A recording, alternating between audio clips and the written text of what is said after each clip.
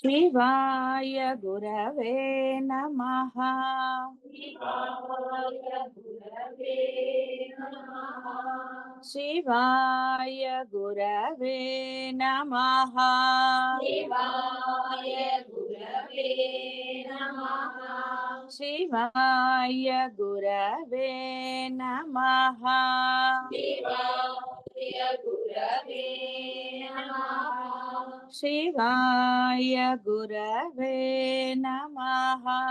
शिवाय गुरवे नमः। शिवाय गुरवे नमः।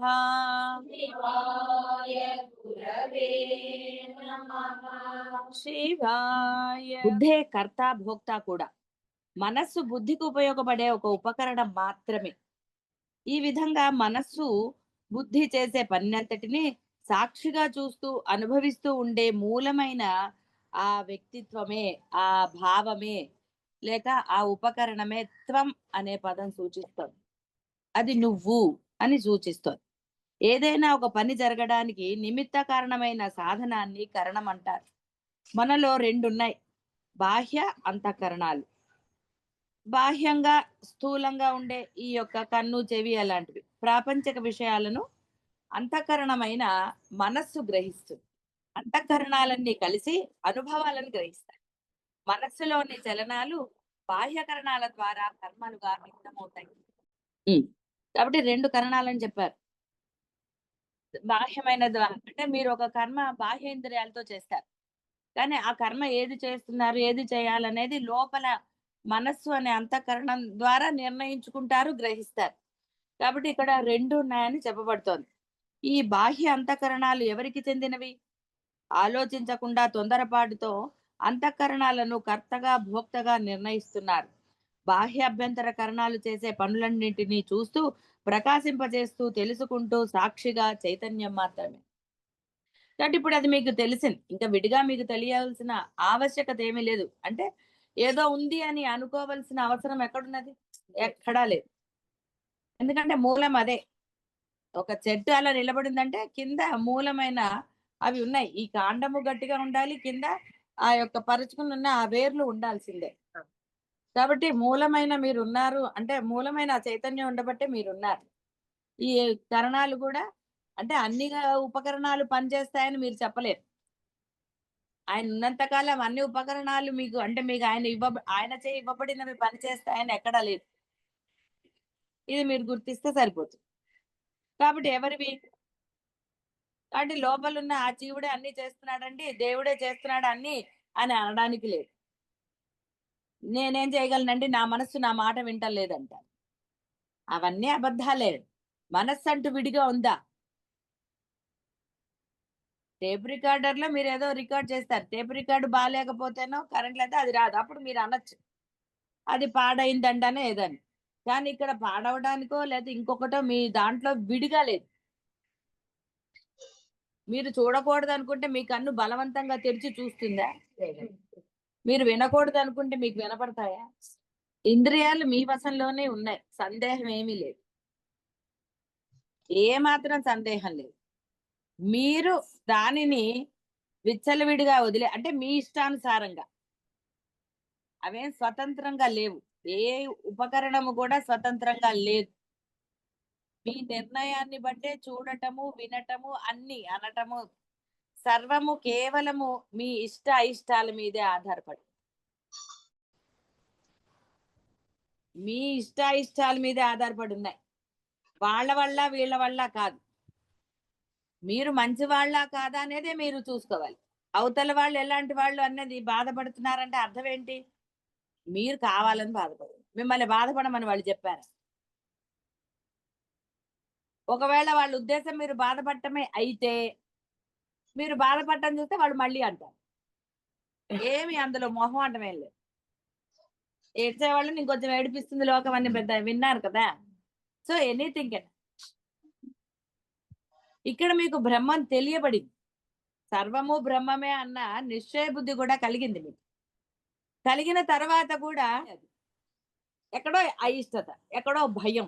భయం అన్న అయిష్టత అన్న ఒకటే, పదాల మార్పు అంతే. భయం ఎందుకు కలిగిందండి? పాము అంటే ఎందుకు భయం? ఏదో అయిపోతుందని కదా, అయిష్టం. చచ్చిపోవడం ఇష్టం లేదు కదా. మూలం అంటే మళ్ళీ ఏమిటి? ఇప్పుడే చచ్చిపోవడం ఇష్టం లేదు. పోతే పోతాం అనుకున్నప్పుడు నిర్భయత్వంగా ఎక్కడికైనా వెళ్ళొచ్చు. అమ్మ బాబాయ్ పోతామేమంటే వెళ్తారా? అక్కడికి వెళ్తే డేంజర్ అంటే వెళ్తారండి? ఒక యాత్రకు వెళ్ళాలని ఏంటంటే అన్ని కనుక్కుంటారు కదా. కొండెక్కితే పోరా అదే ఏదైనా జరగచ్చు.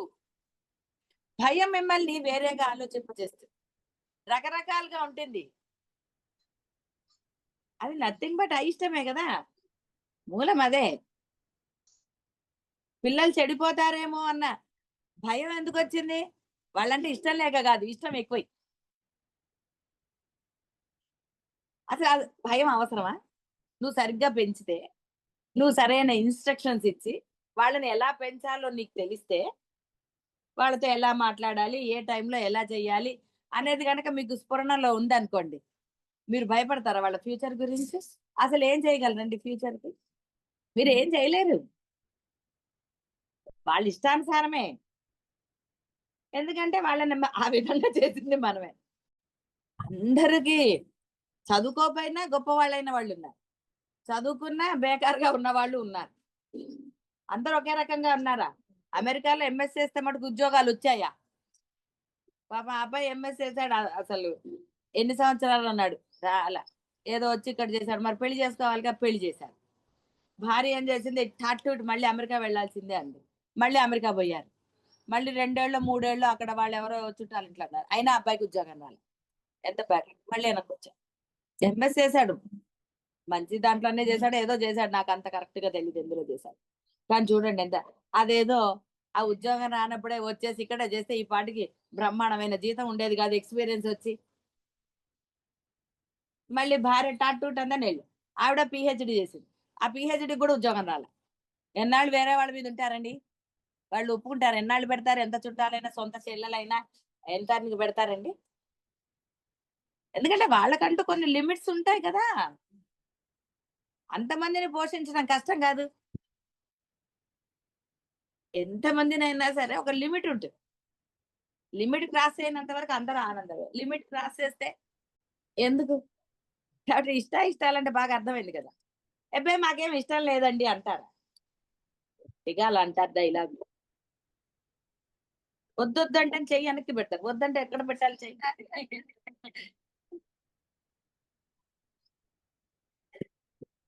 ఇలా రకరకాలు, అన్ని చోట్ల ఒకే రకంగా ఉండదు.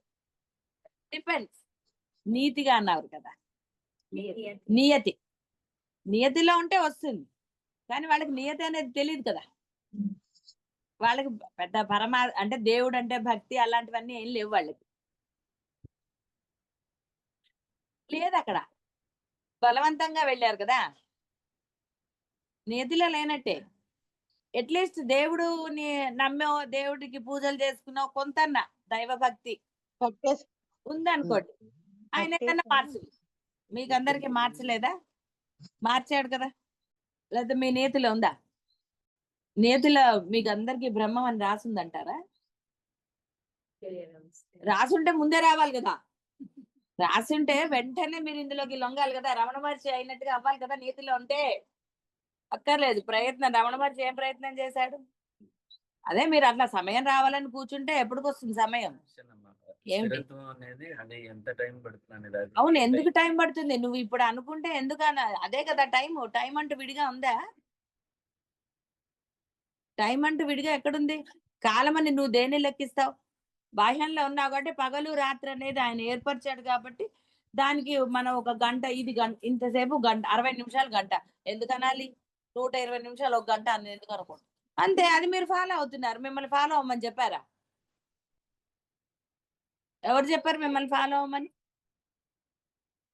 అందుకే జ్ఞానికి రాత్రి పగలు పెద్ద తేడా ఏం లేదంట. ఆయన కాలంతో పనే ఉంది. ఎంత సమయం పడుతుందని ఎందుకనాలి అసలు? నువ్వు శ్రద్ధగా పెట్టి చేస్తే 2 నిమిషాల్లో శ్లోకం నేర్చుకుంటావు. ఎంత సమయంలో నాకు ఈ శ్లోకం వస్తుందంటే ఏం చెప్తారు ఎవరైనా? నువ్వు నేర్చుకునే దాన్ని బట్టి ఉంటుంది.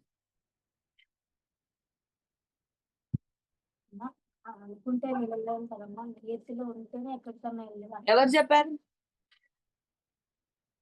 నియతిలో మరి మీరు వింటారు అన్ని ఉన్నాయా? వింటే మరి మొదట వినాలిగా. మీ నియతిలో గనక మీరు బ్రహ్మం అవ్వాలని అంటే, ఇప్పుడు అవ్వరని చెప్పట్లేదు నేను. ఒకవేళ మీకు అక్కడ రాసేసి ఉంటే ఇంత టైం పడుతుందా బోధ విన్నాక? నేను ఎప్పుడు ఏం చెప్పాను? మీకు అవకాశం ఇచ్చారు అని చెప్పాను. బ్రహ్మనీతిలో మీకు అవకాశాన్ని రాశాడు ఆయన. దానిని మీరు యూటిలైజ్ చేయాలి. ఎక్కడ అద్వైతంలో మీరు ఆచరణ పెట్టకుండా మీరు పొందుతారని లేదు. రమణ మహర్షి కూడా సరెండర్ అయ్యారు కాబట్టి ఆయనకు వచ్చింది. నేను కూడా సరెండర్ అయ్యాను కాబట్టి అది దొరికింది. సరెండర్ అవ్వకుండా ఎలా దొరుకుతుంది మీకు? అదే ప్రయత్నం. సరెండర్నెస్ అనేదే ప్రయత్నం. తెలియక జరుగుతుంది కొంతమంది. ఇప్పుడు మీకు తెలిసిన తర్వాత జరగట్లేదు. తెలిసి మీరు గనక అది చేస్తే మరుసకనే కదా. అందుకనే ఆయన అన్నాడు, ఆయనకు వచ్చేసింది బ్రహ్మం జనక మహారాజుకి. ఎందుకంటే గురువుకి సరెండర్ అయ్యాడు. తర్వాత చెప్పారా? బోధ చేశాడు అష్టావక్రులు. ఆయన అన్నారు అంతా ఆయన ఒక తృప్తి కోసం అన్నాడు కాబట్టి అష్టావక్రులు కొంత చెప్పారు అంతే. ఎక్కడ ఆయనకి వేరే అంటే సందేహాలను కానీ మళ్ళీ వెనక్కి వెళ్ళిపోతాను రాజ్యం ఏమవుతుంది అన్నారా? సరెండర్ అయిపోయాడు అంతే. అయిపోయి ఏమన్నాడు? గురుదేవా నాకు కొంత వివరంగా చెప్పండి అన్నాడు అంతే. అర్జునుడు అడగలేదు. అయితే అర్జునుడికి అంత చెప్పినా అర్థమైందా అంటే అప్పటికి అర్థమైంది, యుద్ధం జరిగింది, అన్ని అయిపోయాయి, మళ్ళీ మర్చిపోయాడు. అలానే పూర్తిగా ఏం మరుపు రాలా.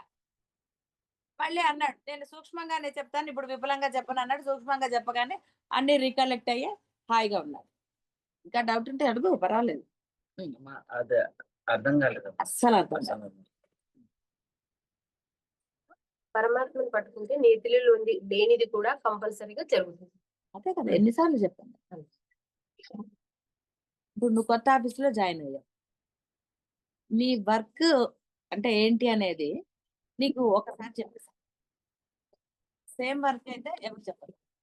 ఎలా చేసావు కొత్త ఆఫీస్కి వెళ్ళి వెంటనే ఎట్లా దాంట్లో నువ్వు ఇదయ్యా? ఎందుకంటే అది కొన్ని ఏళ్ళ నుంచి చేస్తున్నాం కాబట్టి అది స్టార్టింగ్ అయినా చెప్పు నాకు. విత్ ఇన్ నో టైం కదా. ఎలా? ఎందుకు చేయాలి కాబట్టి మరి ఇది చెయ్యాలని ఎందుకు అనుకోవటాను? చేయాలి అనుకోవటం అనేది లేదమ్మా, చేయాలి అనుకుంటూనే. అదే అంటున్నాను నేను. మీరు అందులో ఉండట్లేదు కదా. మరి మధ్య మధ్యలో ఎందుకు నీకు బాహ్యం గుర్తొస్తుంది? వేరేవన్నీ గుర్తిస్తున్నావు కదా. కానీ ఇదే కావాలనేది ఆ దృఢంతో ఉన్నారు, అందులో సందేహం లేదు. ఆ దృఢత్వం ఉంది కాబట్టి ఇంత కష్టపడుతున్నారు. 15 రోజులు సెలవులు పెట్టుకుంటున్నారు, ఇంకోటి చేస్తున్నారు, డబ్బులు ఖర్చు పెట్టుకుంటున్నారు. పాపం ఇన్ని చేస్తున్నారు, అందులో నో డౌట్. అది కానీ ఉండవలసినంత విధంగా ఉండట్లేదు అనేదే కదా. ఎందుకు ప్రతిదీ ఒక టెన్షన్? ఏమైపోతుంది నెక్స్ట్ ఏంటి? అసలు నువ్వు నన్ను అడగాల్సిన ఆవశ్యకత ఉందా? నిజంగా నీళ్ళు స్థిరత్వం ఉంటే అమ్మ ఇలాగా, అమ్మ అలాగా, ఇలా ఏం చేయమంటారు, అది చేయమంటారు, ఇది చేయమంటారు, అడగాల్సిన ఆవశ్యకత ఉందా? సత్సంగం మీదైనప్పుడు గురువు ఎందుకు చెప్పాలి? ఎందుకు చెప్పవలసి వస్తుంది గురువు? ఎందుకు నియమాలు పెట్టవలసి వస్తుంది? నియమాలు ఎవరికి? అప్పుడు మీ నియమాలు మీరు అసలు ఎందుకంటే మీరు అది ఆచరణలో పెట్టే నియమాలు అవసరమా? సత్సంగంలో ఇలా ఉండాలని మీరు డిసైడ్ అవ్వాలా, గురువు డిసైడ్ చేసి చెప్పాలి? ఏది గురువు చెప్పక్కర్లేదు. ఎందుకు మరి గురువు పెట్టవలసి వస్తుంది నియమాలు? ఎందుకు ప్రతిదీ చెప్పవలసి వస్తుంది?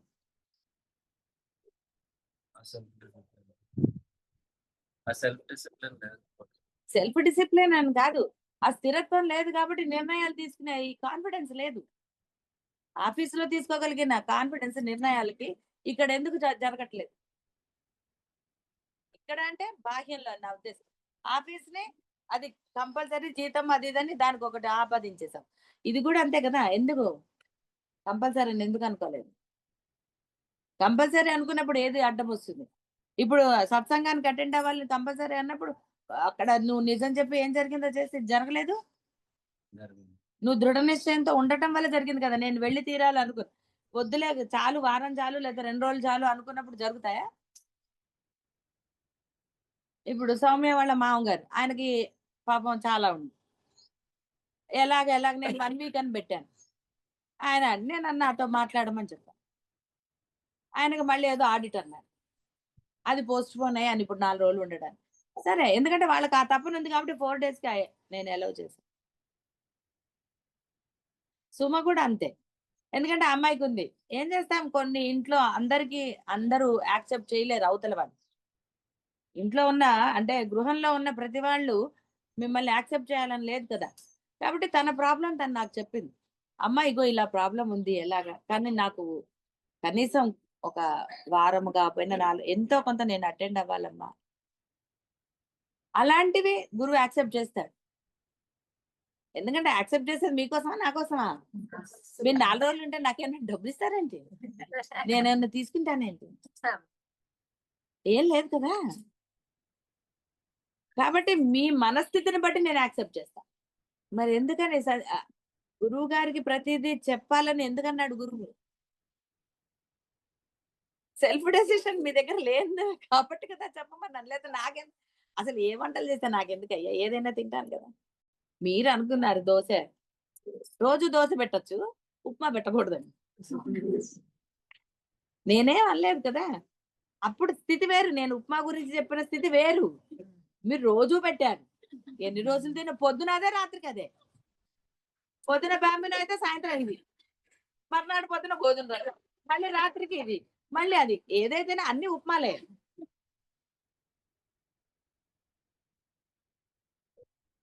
మీరు తిన్నారు, అది మీ ఇష్టం.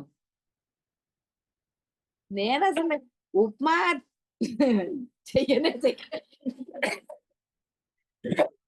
సమయం లేదు వెళ్ళిపోవాలి అంటేనే. ఇప్పుడు అల్లుడు వస్తాడు అనుకోండి, రోజు ఏం టిఫిన్లు చేయాలో అర్థం కాదు కదా. వారం రోజులుంటే రోజు ఎన్ని టిఫిన్లు చేస్తాం? దోశలు అయిపోతే 2-3 రకాల దోశలు అయిపోతాయి, ఇడ్లీలు అయిపోతే ఇంకోటి అయిపోతుంది, కిచిడి అయిపోతుంది, ఇంకోటి అవుతుంది. ఉప్మా ఇస్ నథింగ్ బట్ మళ్ళీ కిచిడి. అందుకని మళ్ళీ అందులోనే ఒక రోజు బఠానీలు, ఒక రోజు ఇంకోటి మారుస్తాం. అప్పుడు ఉప్మా చేయక తప్పదు, చేస్తే నేను కూడా తినక తప్పదు కదా. అలా దాని మీద ఎవర్షన్ లేదు నాకు,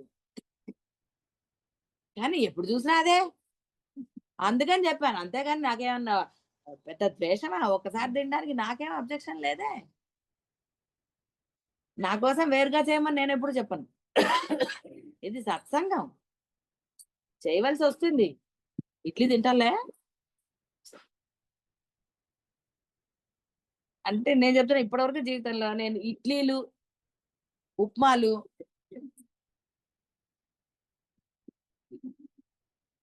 దోశలు కూడా చాలా తక్కువ.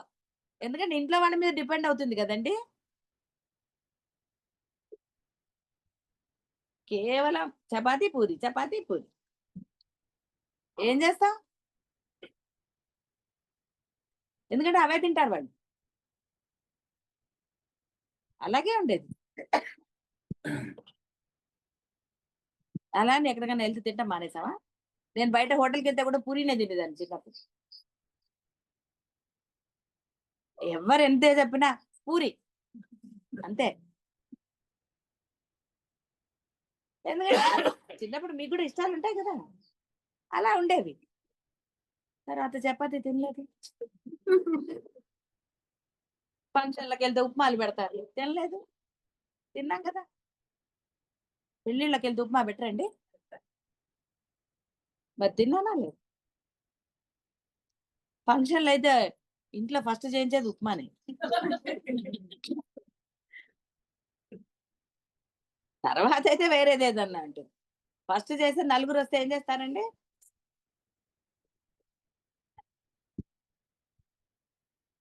తిన్నాం కదా, తప్పదు కదా. ఎందుకు అక్కడ మనం వేరేనే కావాలని అంటామా అక్కడ పోయి అని?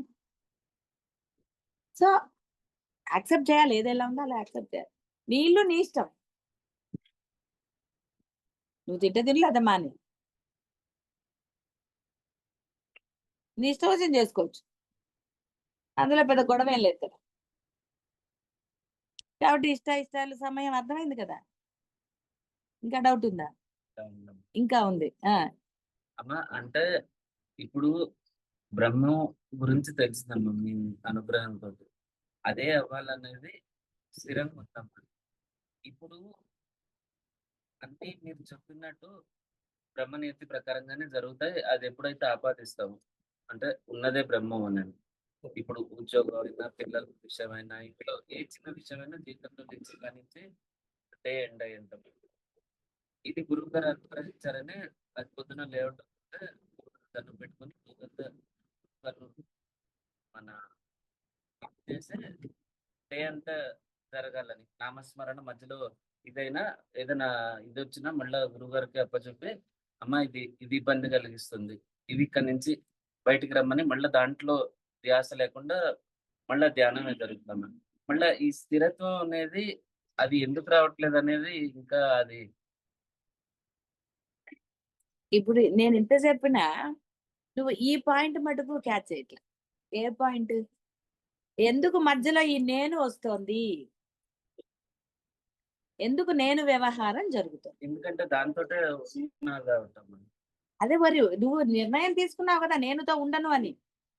మరి నేనుతో ఉండనని మళ్ళీ నేనుతో ఉన్నానంటే ఎలాగా? అది నేను లేదు కానీ ఉన్నదే దాంతోటే ఉన్నా కదా. అవును, చెప్పింది అదే కదా. నేనుతోటే నువ్వు వినాలి, గ్రహించాలి, ఆచరణ పెట్టాలి. ఆచరణ పెట్టడానికి దృఢ నిశ్చయం అయ్యాక మళ్ళీ ఎందుకు నేను వాడాలి? వంట అయిపోయాక స్టవ్ పని చేస్తావా అట్లాగే ఉంచుకుంటావా? మళ్ళీ చేయను కదా. ఆ ఉపకరణం ఇంకా వాడం కదా, పని అయిపోయింది దాంతోటి. వాడతారా మళ్ళీ? వాడరు కదా. మరి ఎందుకు నేను వాడుతున్నావు మళ్ళీ? ఇప్పుడు నీకు నిశ్చయం తెలిసిపోయింది, ఉన్నది బ్రహ్మమే అని తెలిసిపోయింది, అంతా అదే అని తెలిసిపోయింది, నో డౌట్ ఎట్ ఆల్. మరి మళ్ళీ ఉన్నది అదే కదా అని ఎందుకు అంటున్నావు? ఏ ఉపకరణమైనా అంతే కదా, మళ్ళీ వాడతామా దాన్ని అంటే మళ్ళీ ఆ పనికే ఉపయోగిస్తాం. ఇక్కడ ఇంకా ఈ నేనుతో పని లేదు మనకి. అది ఎక్కడైనా సరే, ఉద్యోగంలో అయినా సరే, ఎక్కడైనా సరే దాంతో పని లేదు. అదే చెప్తున్నాను, అసలు నేను ఉపయోగించుకోండి. అసలు నేను ఉపయోగించుకోకుండా తుప్పు పట్టిపోయిన నేనెందుకు? ఇంట్లో పాత వస్తువులు, పాడైపోయిన వస్తువు వాడతారా? కొత్త వస్తువు కొనుక్కున్నాక పోనీ దాని మీద ఏదైనా దాచుకుంటారేమో కానీ అది వాడతారండి? కొత్త వస్తువే వాడతారు కదా. ఎందుకు? దానివల్ల ఉపయోగం ఉందని తెలిసాక ఎందుకు మారుస్తారండి? వాషింగ్ మిషన్లు, ఆ మిషన్లు, ఈ మిషన్లు ఎందుకు మారుస్తున్నారు? న్యూ టెక్నాలజీ కదా. మీరు కొనేటప్పుడు ది బెస్ట్ ఏంటో అని కొంటారు కదా. అది ఎంతవరకు మీకు ఉపయోగం ఇవన్నీ మీరు వేసుకుంటారు. మరి ఇప్పుడు అన్ని బేరీస్ వేసుకున్నారు కదా, అనుభవంతో తెలిసింది కదా, మళ్ళీ ఎందుకు నేను వాడటం? ఆ నేను వాడితే ధర్మం బ్రహ్మాండంగా జరుగుతుంది. ఆ నేనుకు అధర్మం తెలీదు, ఆ నేనుకు వేరే తెలీదు. అంటే ఈ శరీరంతో ఉన్న నేను తోటి కాకుండా ఏదైతే మరి అదే కదా బ్రహ్మము. దేహంతో నువ్వు ఇన్నాళ్ళు వ్యవహరించింది ఫ్లాష్ బ్యాక్ లో అనుకో, ఇంకోటి అనుకో, ఏదైనా అనుకో, ఆ నేనుతో వ్యవహారం కుదురుతుందా? ఎందుకంటే ఆ నేను అంటే ఆ స్పృహ నీకు లేకపోతే నువ్వు వినలేవు, ఆచరణ పెట్టలేవు. కానీ ఎప్పుడైతే తెలిసిందో ఆ నేనుతో కాకుండా ఈ నేనుతో, అందుకనే కదా అందరితో ప్రేమగా ఉండే బ్రహ్మ లక్షణాలు ఎందుకు చెప్పబడ్డాయి, జ్ఞాని లక్షణాలు ఎందుకు చెప్పబడ్డాయి? ఎందుకు మీకు ఉదాహరణగా రమణ మహర్షినో పెరియవారినో వేరే వాళ్ళని చూపించడం ఎందుకు? మీరు ఈ విధంగా ఉండి తీరాలి, ఇలా చేస్తే మీరు అవుతారు, మీరే బ్రహ్మం నో డౌట్, కానీ ఇలా ఉంటేనే మీరు అవుతారని ఎందుకు చెప్పబడతారు? మరి ఎందుకు ఉండట్లేదు? నువ్వేమన్నా అంతా మీరే ఇచ్చారమ్మా అన్నావు, మీరే చేయిస్తున్నారమ్మా ఉద్యోగం అన్ని అన్నావు, నావా కదా, అదే ధ్యాసతో ఉన్నావు కదా. కానీ మరి వేరే వాటిలో నేను ఎందుకు వస్తుంది? అక్కడ నువ్వేమంటావు? నేనుతో ఉన్నానంటున్నావు. మరి అక్కడ నేనుతోటే ఉన్నావు ఉద్యోగం చేసేటప్పుడు, కానీ అక్కడ గాఢంగా నమ్మావు, కాదు చేసేది చేయించేదంతా నా గురువు గారే అని అనేసావు, కాబట్టి అక్కడ నీకేం దిగులేదు. ఎక్కడ నీకు టెన్షన్, ఆందోళన, ఇంకోటి ఎక్కడ వస్తుంది? నువ్వు నేరుతో వ్యవహరించు. ఎస్, నువ్వు తండ్రివే, బ్రహ్మం అయ్యాక తండ్రిగా వర్తించు. నీకు తెలియకుండానే ఆ తండ్రి ధర్మం నీకు తెలుసు, భర్త ధర్మం నీ చేత ఆచరించబడు. కొడుకుగా నువ్వేం చేయాలో,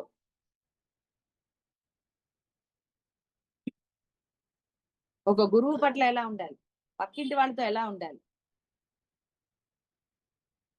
నేను మామూలుగా మా చుట్టాలు ఇళ్ళకి వెళ్ళడానికి ఇప్పుడు మన మా బాబాయ్ నేను నార్మల్ గానే ఉంటాను. నేనే వాళ్ళందరికి అద్వైతం మాట్లాడిన వాళ్ళతో. వాళ్ళు నార్మల్ గా చీరలు అంటారు, నగలు అంటారు, ఇంకోటి అంటారు. నేను అలాగే మాట్లాడు.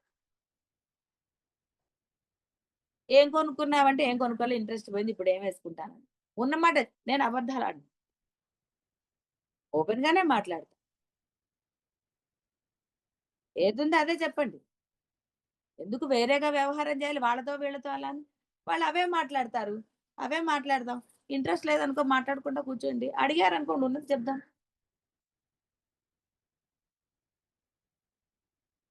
దేనికి నేను వాళ్ళకి ఇది చేయాలి? నేనే అబద్ధాలు అండి వాళ్ళు. క్యాజువల్ గా వాళ్ళు మాట్లాడతారు అంటే వాళ్ళు అదే నేను అలాగే ఉంటాను. నేనే అక్కడికి వెళ్ళి కుర్చీలో కూర్చుని ఫోజు కొట్టను, నార్మల్ గానే ఉంటాను. అక్కడ పని చేస్తాను.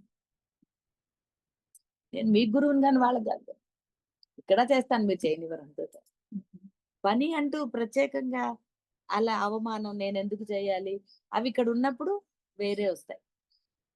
అర్జునుడికి అదే వచ్చింది కదా. నేను వీళ్ళందరినీ చంపిస్తే పాపం వస్తుందని. కాబట్టి ఎక్కడున్నా నాకేం నేను చెయ్యకూడదని నేను ఎప్పుడు అనుకో. ఏ పనైనా చెయ్యి, నా ఎదుర్కొంటా ఉంటా. వాళ్ళు గౌరవంగా అంటారు, వద్దు రత్నక్క నువ్వు కూర్చో అది ఇది అని. వాళ్ళు రెస్పెక్ట్ ఇస్తారు. ఎంత రెస్పెక్ట్ అంత తీసుకుంటాను, అంతే తప్ప బియాండ్ లిమిట్స్ తీసుకుంటాను. ఎందుకంటే అక్కడ వాళ్ళకి నేను ఒక బంధువుని మాత్రం. వాళ్ళ దృష్టిలో రెస్పెక్ట్ ఉంటుంది, అన్ని ఉండొచ్చు, కానీ నేను అలా ఫోర్స్ కొట్టాను. అప్పుడు ఎంత సింపుల్. అక్కడ మరి నేను ఐడెంటిటీ అని అంటే ఈ ఐడెంటిటీ తోటి ఎక్కడైనా ఉండొచ్చు, ఎక్కడికి వెళ్ళినా ఉండొచ్చు. ఎలా ఉండగలుగుతున్నారు అంటే ఐడెంటిటీనే లేదు కాబట్టి ఎలా ఉండొచ్చు. రూపం లేదు కాబట్టి ఏ రూపమైనా పొందొచ్చు. ఒక వేషం వేసుకుని ఇంకో వేషం వేసుకోవాలంటే టైం పట్టదండి, ఈ మేకప్ తీసి ఇంకోటి వేయడానికి. అదే ఏది లేదనుకోండి ఎలా అయినా ఉండొచ్చు. తిట్టిన మరుక్షణం మళ్ళీ నవ్వచ్చు. బాధని కూడా క్షణంలో ఇచ్చేయచ్చు. ఎందుకంటే ఏది బాధ ఏది ఆనందం ఏది అది తెలిసింది. తెలిసిన తర్వాత అన్ని గంతులు కలుగుతుంది, దానిలోనే ఉండదు. అది కూడా ఎందుకు కలగాలంటే అది పిచ్చి ప్రశ్న. నేను ఏవి మీకు కలగవన్నానా పూర్ణత్వం వస్తే? దాంట్లో సహజంగా వస్తుంది పోతుంది. ఏది సహజమో అది వస్తుంది. అర్థం. మొత్తం పోయిందా? ఏమర్రలు ఇంకా లోపల ఎక్కడ ఉంటే చెప్పి నిరంతరం నామస్మరణ చేసి చెయ్యి, చేస్తే ఆటోమేటిక్గా స్ఫురణ వస్తుంది. సహజంగా చెయ్యి. అందుకనే కదా ఏ రోజుకి ఆ రోజు దీక్ష ఎందుకు చెప్పానండి, దీక్షలు పనులకు చెప్పాను. ఎందుకంటే మీరు అలా ఉండలేకపోతున్నారు, నేనుతో ఉన్నారు కాబట్టి దీక్ష పెట్టుకోండి తల్లులు అని చెప్పాను. మౌనంగా ఉండటం మీ ఇష్టం, మౌనంగానే ఉంటారో మాట్లాడి కూడా ఉంటారో ఎలా అయినా ఉండొచ్చు. లోపల ఏం లేదనుకో, ఇక్కడ కూడా ఏం లేదనుకో, మాట్లాడితే మటుకు ఏమిటండి నష్టం? ఇక్కడ ఏం లేదు, ఇక్కడ ఏం లేదు, బ్రహ్మాండంగా మాట్లాడుకోవచ్చు, ఆనందంగా మాట్లాడు, ఏదైనా మాట్లాడచ్చు. సినిమాల గురించి మాట్లాడుకోవచ్చు, దేని గురించి. తెలియనప్పుడు సినిమాలో ఎవడో చచ్చిపోతే ఏడుస్తారు, సినిమా హాల్లో ఏడవలేదు, అందరూ ఏడిచిన వాళ్ళే ఉంటారు.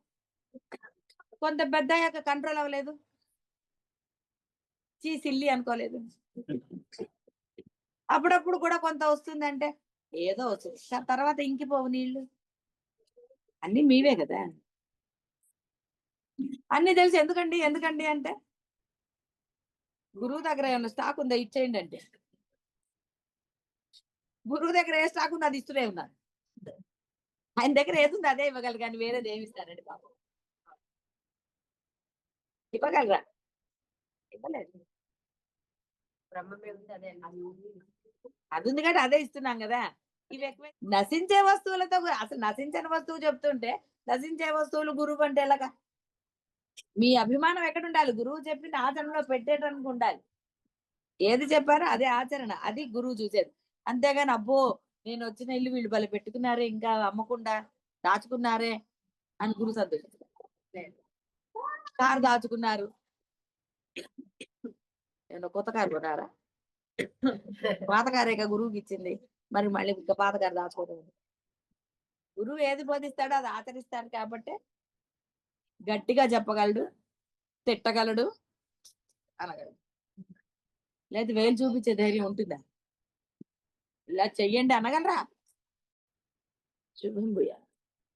శివాయ గురవే నమః.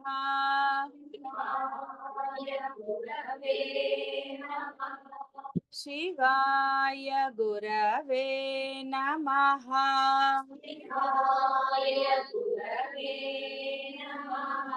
శివాయ గురవే నమః.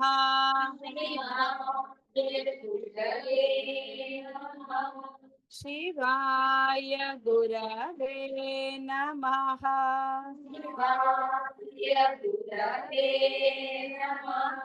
శివాయ గురవే నమః.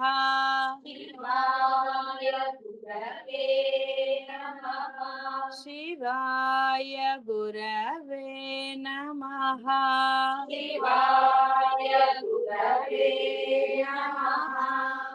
కాబట్టి ఈ అంతఃకరణాలన్నీ ఎవరికి చెందినవి?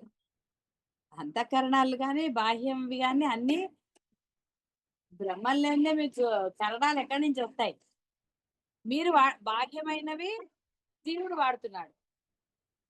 లోపల అంతఃకరణ మనసు అయినా సరే దానిని జీవుడు ఒట్టిగా స్టోరేజ్ గా వాడుతున్నాడు. బాహ్య బాహ్యకరణాలతోటి వాడు ఎన్నిటినో గ్రహిస్తున్నాడు, వాటిని లోపల పెట్టుకుంటున్నాడు.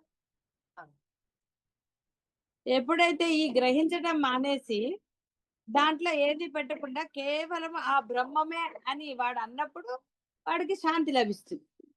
లేదా శాంతి ఎలా వస్తుంది వాడికి? శాంతి వస్తేనే లేదు అసలు. కాబట్టి ఇక్కడ ఎవరివి? కాబట్టి మనం ఏం చేస్తున్నాం, వెంటనే అన్ని వేరే వాడివి నావి కాదంటారు ఒకళ్ళు, లోపల వాడు ఉన్నాడు కాబట్టి వాడిది అంటారు తొందరగా, లేదా అంతా నేనే అంటాడు. అంతా నేనని ప్రతిదీ అంగీకరిస్తాడా? మళ్ళీ మళ్ళీ ప్రతిదీ అంగీకరించాడు. వాడి ఇష్టం, అంగీకరిస్తే అంగీకరిస్తాడు, లేకపోతే లేదు. కాబట్టి వీటన్నిటినీ పని చేయించేది, వాటన్నిటికీ సాక్షిగా ఉన్నది మాత్రం చైతన్యం. అది మర్చిపోవడానికి లేదు. అది ఉంది కాబట్టి ఇవి పని చేస్తున్నాయి. అది ఉన్నా పని చేయాలని లేదన్నది కూడా చక్కగా స్పష్టంగా తెలిసిన విషయం. కాబట్టి మూలమైనది ఎప్పుడు చైతన్యమే. జీవుడు వాడు నాది అని వాడుతున్నాడు అంతే. నిజం పడితే వాడివే, అసలు వాడే లేడు కదా. వాడు లేడు, వాడివి కానప్పుడు, వాడు లేనప్పుడు వాడు అసలు ఎలా అంటాడు నావి అని? కాబట్టి దీనినే జీవుడుగా అహంకారంగా అంటారు. అహంకారం అంటే నేను అని, ఏదో పొగరని కాదు. నేను నేను అని అనుకున్నారు కదా, నేను చేశాను, నా వల్ల, నా తెలివితేటలు అంతా నా గొప్పతనమే, నా వల్ల నువ్వు వృద్ధిలోకి వచ్చా, అన్ని ఇలా ఏవో డైలాగ్.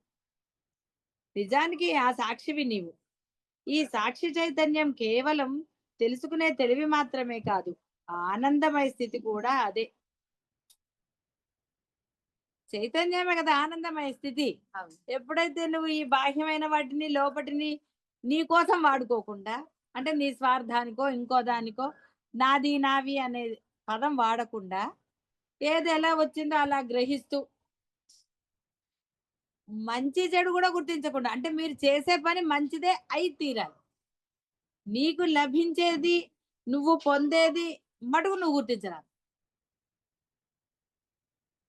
ఎలాగైతే అర్జునుడు యుద్ధం చేయనంటే చేసేటట్టుగా పరమాత్మ చేశాడో, ఒకవేళ మీకు వేరే వాళ్ళని తిట్టవలసిన సమయం వస్తే మీ చేత తిట్టిస్తాడు, కంగారు పడకండి. మీరు తిడితే మీవి అవుతాయి, ఆయన తిడితే ఆయన తిట్లు కదా, అవతల వాళ్ళు నోరు మూస్తారు. అదే కదా కావాల్సింది. ఒకళ్ళని ఎప్పుడు తిడతారంటే అవతల వాళ్ళు నోరు మూసుకోవాలంటే కదా మీరు తిట్టాలి. వాడు మళ్ళీ అంటే మీ కోపం రాదు. కాబట్టి అవతల వాడు నోరు మూసుకునేటట్టుగా మాట్లాడాలంటే అది బ్రహ్మ పదాలే అవ్వాలి. ఆయనైతేనే పర్ఫెక్ట్ వర్డ్ వస్తుంది. వేరేదైతే రాదు.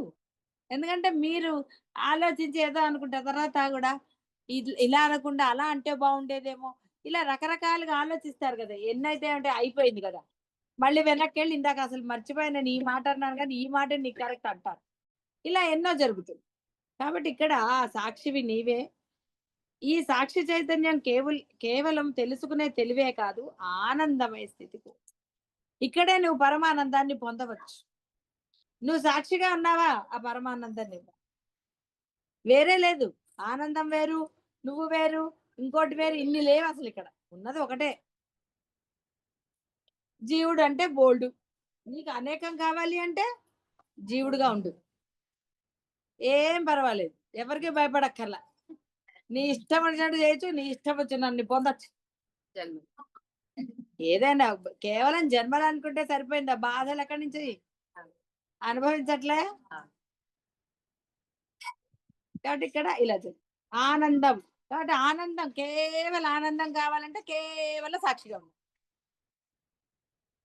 ఇక్కడ ఏం కష్టమైంది ఏం లేదు. ఇదా అదా ఏదా అసలు అన్ని ఆలోచనలు ఎందుకు? సాక్షిగా ఉండరా అని చెప్తుంటే మళ్ళీ కోరికలు ఉండొచ్చా, అవి ఉండొచ్చా, ఇవి ఉండొచ్చా, ఇన్ని ఉన్నాయి అసలు. అక్కడ ఏమీ లేవు. నువ్వు ఉన్నావంటే అంతే. ఇప్పుడు అంటారు కదా పెద్దవాళ్ళని, మీరు అలా కూర్చోండి చాలు మాకు ఆ ధైర్యం అని. వాళ్ళని మాట్లాడిస్తారా? మీరు అలా ఉంటండి, మీరు ఉంటే చాలు మాకు అంటారు.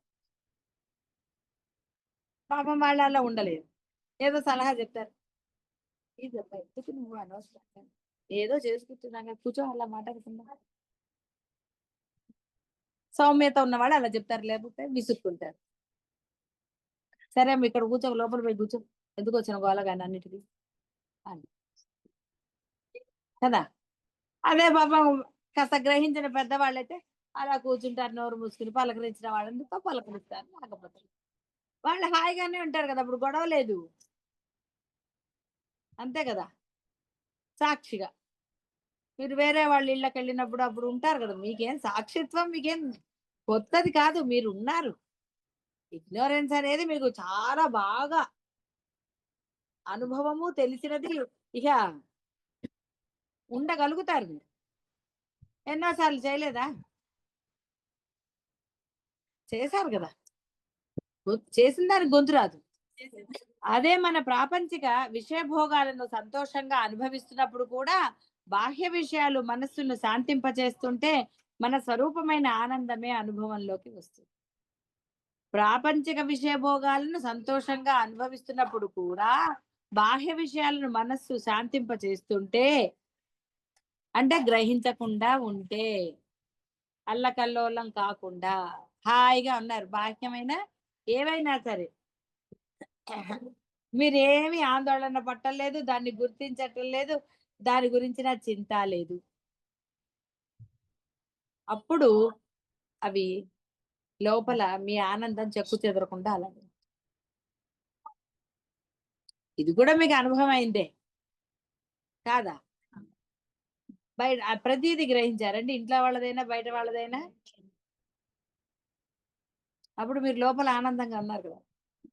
కాబట్టి బాహ్య విషయాలు మనసుని శాంతింపజేస్తుంటే, అంటే వాటి వల్ల ఎటువంటి ఉద్రేకం పొందకుండా ఉంటే మన స్వరూపమైన ఆనందమే అనుభవంలోకి వస్తుంది.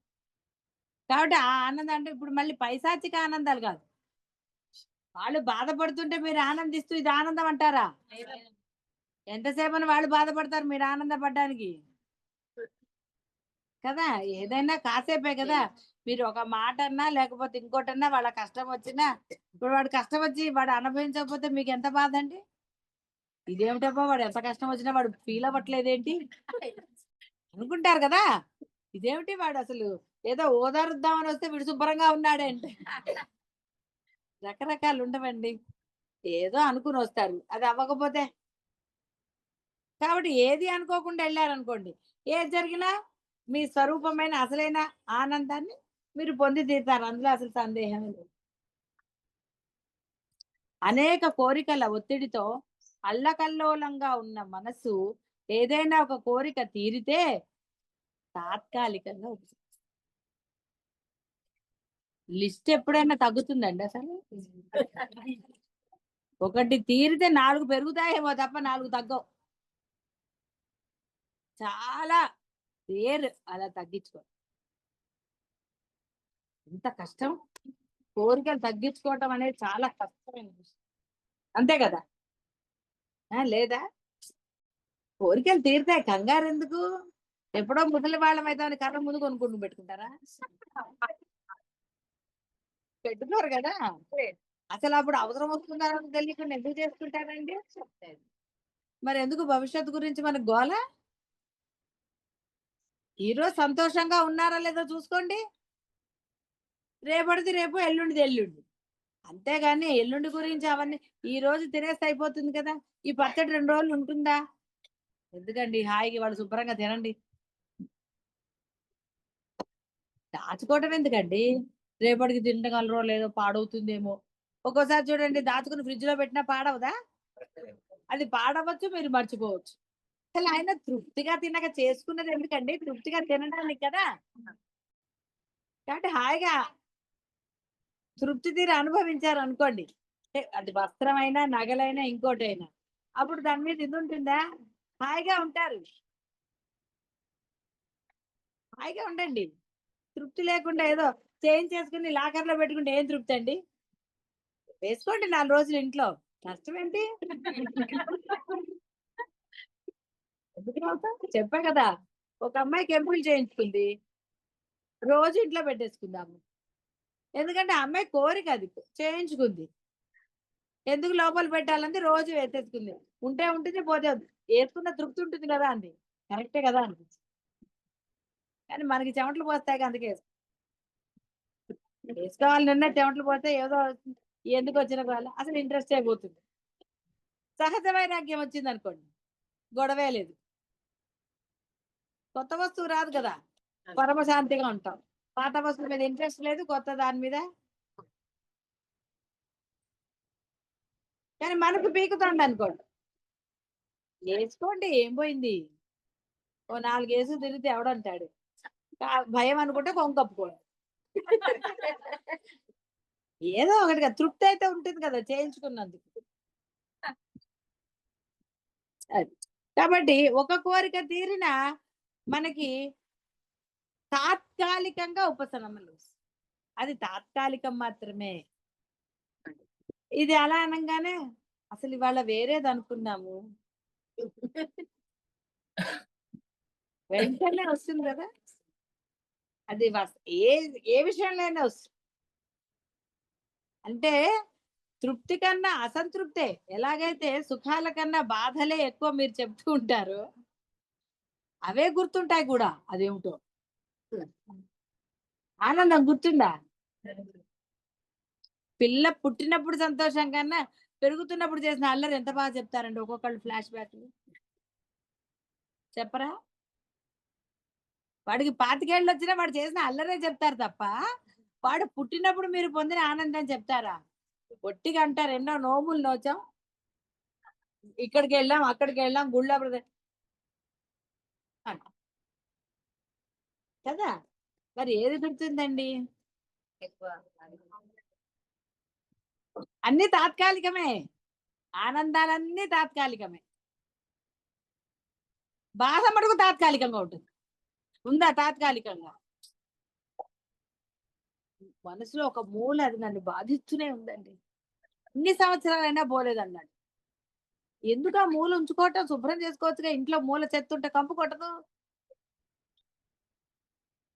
అంటే బాధ అంటే ఇష్టమా అమ్మ? ఆ క్యారీ ఫార్వర్డ్ ఇష్టం కాదు, దాన్ని మీరు ఉంచుకున్నారు అంతే. సానుభూతి కావాలి కదా పక్క వాళ్ళ దగ్గర. నీ సంతోషం చెప్తే వాళ్ళు సానుభూతి ఇస్తారా? నువ్వు కష్టపడుతున్నావు అని చెప్తే అయ్యో పాపం అంటారు, నీతో మంచిగా ఉంటారు. అయ్యో కష్టపడుతుంది కాదా? మా ఆయన పరమ దుర్మార్గుడు అంటే ఎంత చూపిస్తాను నీ మీద ప్రేమ. అసలు నా మాట వినడు, నాకేది ఇవ్వడు అన్నాం కానీ అయ్యో పాపం అలాగా ఇలా చేయిపోయావు అని సలహాలు ఇవ్వరు. అదే మా ఆవిడ పరమ గయ్యాళి అంటే ఎంత సానుభూతి అండి. ఫోన్లే అప్పుడప్పుడు మా ఇంటికి వస్తుండు భోజనం పెడతావు అంటే, మా ఆవిడ వంట బాగా చేయలేదంటే. మీ కష్టానికి విలువిస్తారు తప్ప మా ఆవిడ బ్రహ్మాండంగా వండుతుందంటే. కాబట్టి అన్ని తాత్కాలికమే, ఏవి కాదో మీకు అర్థమైంది కదా. మరి బాధల మీద ఇష్టమా ఇంకోటి అంటే ఏం చెప్తాను చెప్పు, ఎవరి ఇష్టం వాళ్ళు. అంటే అమ్మ ఆనందమే చెప్తున్నారు కదమ్మా, బాధ ఎక్కువ ఎందుకు? అవును, ఎవరన్నారు మిమ్మల్ని గుర్తుపెట్టుకోవద్దని ఎవరైనా వచ్చి చెప్పారా? మీరు గుర్తుపెట్టుకోవట్లేదు.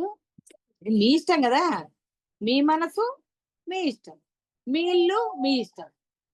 అంతా మీరికే ఇదంతా మనసు కల్పించినదే అని తెలుసుకున్నప్పుడు ఏ బాధ ఏదో ఉండదు కదా. అదే కదా చెప్పుకుంటా, డౌటా ఇంకా? అసలు అంత అనుకోవడం ఎందుకు? అంతా విద్య అని తెలిసిపోయింది కదా, ఇంకా అనుకోవటం ఎక్కడుంది అసలు? ఎందుకు అనుకోవటం? ఇది విద్య, ఈ చెట్టు ఇవాళ కాకపోతే రేపు పోతుంది అంటారా? ఇది నశించేదే ఈ చెట్టు కాబట్టి నేను దీనికి నీళ్లు పొయ్యను అంటారా? అనుకోక్కర్లే. ఎలాగో నేను పోతాను కాబట్టి నేను అన్నం తినను అంటాను. నశించే వాటిని బాగా ఆశిస్తారు. సత్యం ఉందిరా, ఇది సత్యాన్ని ఇది పట్టుకోరా అంటే పట్టుకో, ఎక్కడికి పోతుందండి? సత్యం అక్కడే ఉంటుంది కదా, చూద్దాం. అందులో ఎక్కడో లేదు, మీలోనే ఉందన్నారు, ఇంకా ధీమా వచ్చింది.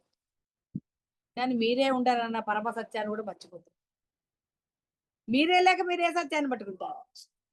చెప్పేదో ఆ ఇంకా మళ్ళీ అప్పుడప్పుడు ఆ, మళ్ళీ ఇంకా జన్మలు వస్తాయి, ఒకవేళ నేను ఈ జన్మలో పొందకపోతే అన్న ఏదో వస్తుంది, గురుగా సమయం అయిపోతుంది అని. కానీ ఎప్పుడు ఉండదు అది. అదే కదా ఇప్పుడు వచ్చిన తిప్పాలి. సంతోషం ఎప్పుడు ఉండదు. ఇది ఎలా తెచ్చుకోవాలి? మళ్ళీ కృతనిశ్చయమే కదా. ఈ కృతనిశ్చయంతో పెద్ద కష్టం వచ్చింది. ఏమీ కాదు. నిన్ను అసలు గుర్తు పెట్టుకోమని ఎవరు చెప్పు? ఎప్పుడో చిన్నప్పుడు అల్లరి చేసి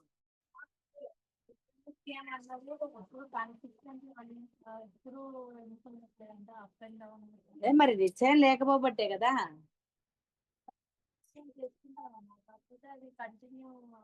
అదే మరి చెప్తున్నా నేను, చెప్పేదే అది.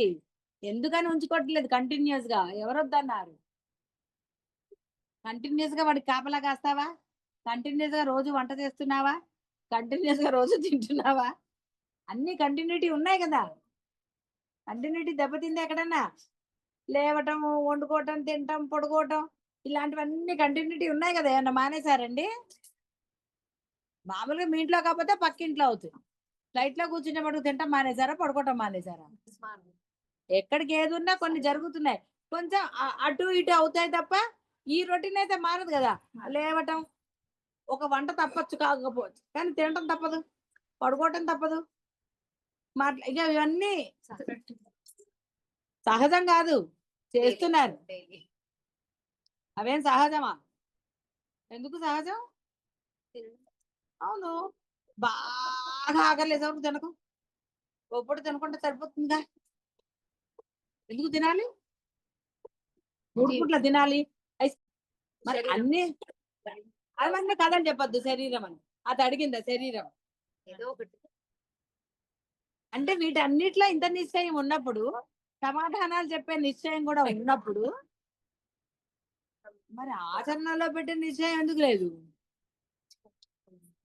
ఎక్కడో లేదు తెచ్చుకోవడానికి, ఉండాలంతే. మార్నింగ్ సంవత్సరం చెప్పింది బాగా అర్థమవుతుంది. అంటే నామజపం చేసుకుంటూ మౌనంగా ఉన్నప్పుడు, రెస్పాండ్ అవ్వకుండా ఉన్నప్పుడు ఆ బ్రహ్మమే చేస్తారు అనేది అర్థమైంది అనమాట. ఇంటికి కాకుండా ఇప్పుడు కొన్ని ఖచ్చితంగా చేయాల్సినవి, టైం టు టైం కట్టాల్సినవి కానీ, లేకపోతే పిల్లలవి ఇట్లా కట్టాల్సినవి ఏమైనా ఉంటాయి కదా. అటువంటప్పుడు ఆ అట్లా కామ్గా ఉంటే ఒక్కొక్కసారి మిస్ అయ్యామన్నమాట. అది అక్కడ మళ్ళీ నేను అట్లాంటి టైమింగ్స్ లో కూడా నేను వస్తుంటాను. అది ఒకసారి బ్రహ్మం గుర్తు చేయడానికి. అసలు ఒక్కొక్కసారి ఈమెయిల్సే చూడమ్మా, స్కూల్ నుంచి వచ్చింది. అవునమ్మా, అదే చూడాల్సిన అవసరం ఉన్నప్పుడు చూస్తారు, దాందేముంది అక్కడ? ఏమన్నా ప్రళయం వచ్చేస్తుందా ఏంటి? నీకు ఆ గుర్తు, ఒకవేళ నిజంగా అక్కడ ఏదో అవుతుందంటే ఆయన గుర్తు చేయడా? గుర్తు చేస్తాడు. మరి ఇంకేంటి? చేసేది చేయించేది అంతా అది అయినప్పుడు, నువ్వు సాక్షిగా ఉన్నప్పుడు అవి ఎందుకు చేయించాడు? నువ్వు గుర్తు పెట్టుకోవాల్సిన అవసరం ఏముంది? నీకు అనిపించింది అనుకో, ఒక అలారం పెట్టుకో, ఏముంది అక్కడ? లేదా వాళ్ళు ఫోన్ చేయరా? ఇవాళ రేపు బ్యాంకు వాళ్ళు కాదు, ఇవి అందరూ ఫోన్లు చేసేవాళ్ళే. ఏమండి మీది అయిపోయింది టైం, అది కట్టండి అది కట్టండి, మెసేజ్ల మీద మెసేజ్లు వస్తాయి. ఇంకెందుకు మరి, ఇంక మరి దేని గురించి? ఎందుకమ్మా వాళ్ళు మెసేజ్ మీద మెసేజ్లు పంపిస్తారు కదా, బ్యాంక్ వాడు పంపిస్తాడు, ఇవాళ రేపు పంపించిన వాడు ఎవడు? ప్రతి వాడు ఫోన్ చేసేవాడు. లేదా మెసేజ్, ఎన్ని మెసేజ్లు వస్తాయి మీ ఏంటిది దీంట్లో ఏమంటారు, అమౌంట్ రీఛార్జ్ అయిపోవచ్చింది చేయండి అని 100 సార్లు చేస్తాడు. ఇంకా మీరు మర్చిపోయేది ఎక్కడుంది? మిక్స్ అవుతూ ఉంటుంది ఒక్కొక్కసారి. నేను చూడకపోయినా బ్రహ్మాస్త్రం చూసినవి చేసినవి ఉంటాయి, మళ్ళీ కొన్ని ఇట్లా ప్లాన్ చేసినవి. అవసరం లేదంటున్నా, ఇదంతా కన్ఫ్యూజన్ నీకే. అసలు ఎందుకు ఇంత కన్ఫ్యూజన్?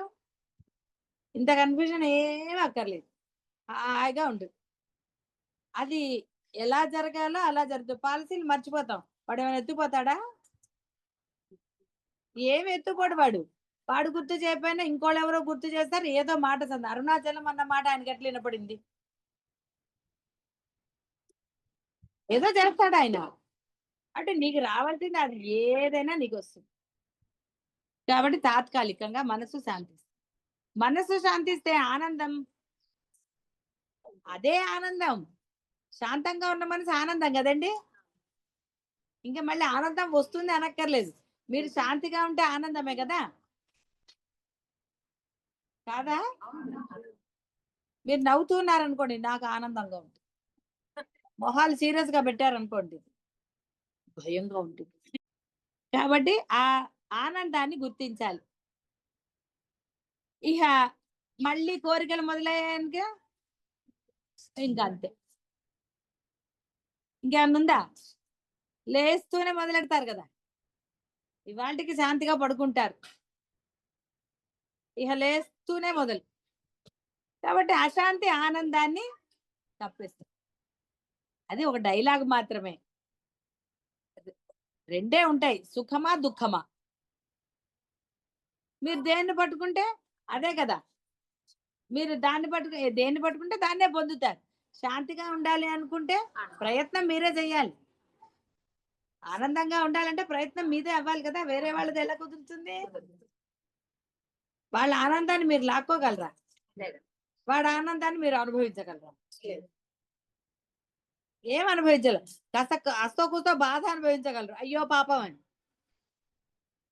ఆనందాన్ని ఎంతవరకు తెలుసు కదా, చెప్పాలి. ఆనందం, చైతన్యం ఆత్మకు చెందిన 2 లక్షణాలు కావు. ఆత్మ యొక్క ధర్మాలే అవి. సూర్యునికి వెలుగు వలె, అగ్నికి వేడి వలె, పంచదారకు తీపి వలె సహజ గుణాలు. ధర్మాలు అంటే సహజ లక్షణం అని అర్థం. అంటే చక్కెరకి తీపి మీరు పూస్తారండి, అది ఉంటుంది. ఒక్క పలుకు తిన్నా తీపే, ఎట్లా తిన్నా తీపే కదా. కాబట్టి సూర్యుడు ఉన్నాడు అంటే ఆ వెలుగు వచ్చి తీరుతుంది. మధ్యలో మబ్బులు వేరే వస్తే చెప్పలేం, కానీ మామూలుగా అయితే వస్తుంది కదా. ఈ ఆనందము, ఈ చైతన్యం కాకుండా ఆత్మకు 3వ ధర్మం, అది నిత్యమైన ఉనికి, అదే సత్యం.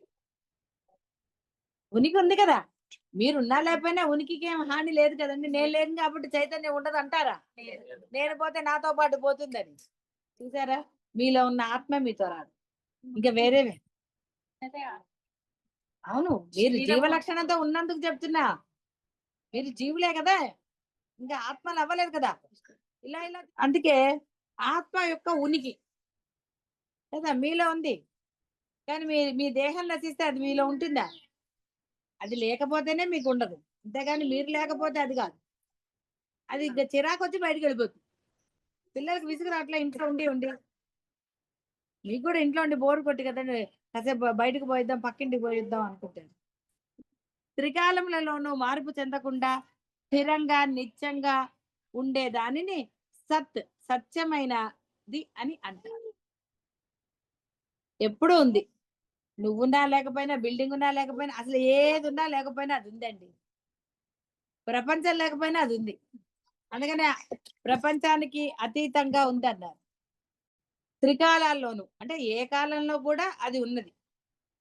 ఎందుకు కేవలం త్రికాలాలు అంటే మీకు తెలిసింది ఆ కాలాలే కాబట్టి. ప్రళయం తర్వాత ఏమిటి అని మీకు ఇప్పుడు తెలుసుకోవాలి నేను ఉత్సుకత ఉందా?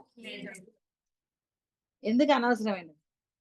ప్రళయాలు ఎన్నో చూస్తూనే ఉన్నారు కదా, స్థిరంగా ఉండేదాన్ని ఆ సత్ అంటారు, అంటే సత్యమైనదని అంటారు. మన అనుభవాలు మారుతూ ఉంటాయి, అనుభవాలు అందించే కరణాలు మార్పు చెందుతూ ఉంటాయి, అనుభవ క్షేత్రాలు మారుతాయి, వీటన్నిటినీ గుర్తించే ఆలోచనలు అనుక్షణం మారుతూనే ఉంటాయి. ఈ విధంగా ఇవన్నీ నిత్యము మార్పు చెందుతూ ఒకదాని ఆధారంగా మరొకటి రూపుదిద్దుకుంటూ అనంత పరిణామాలతో అసంఖ్యాకమైన పరిస్థితులుగా అన్ని ప్రాణులకు అనంత కోటి మార్పులతో మరల మరల అనుభూతమవుతూ ఉంటాయి. అయినప్పటికీ అన్నిటిలోనూ సదా సర్వత్రా ప్రాణ రూపంలో చైతన్యం. ఎన్ని మార్పులండి, మార్పులు లేవు మీలో? ఆ మార్పులు లేకపోతే మీరు చైతన్యం. క్షేత్రాలు మారుతుంటే ఏంటండి? క్షేత్రాలు అంటే దేహం. క్షేత్రం అంటే ప్రదేశం కూడా. కాబట్టి ఎన్ని మారుతూ ఉన్నా బ్రహ్మం మారండి, సత్యం. కాబట్టి మీరు బ్రహ్మం అవ్వాలంటే మీలో మార్పు రాకూడదు. ఏం లేదు, సింపులే కదా, ఇక్కడ కష్టమైనది ఏముందండి? అంతే.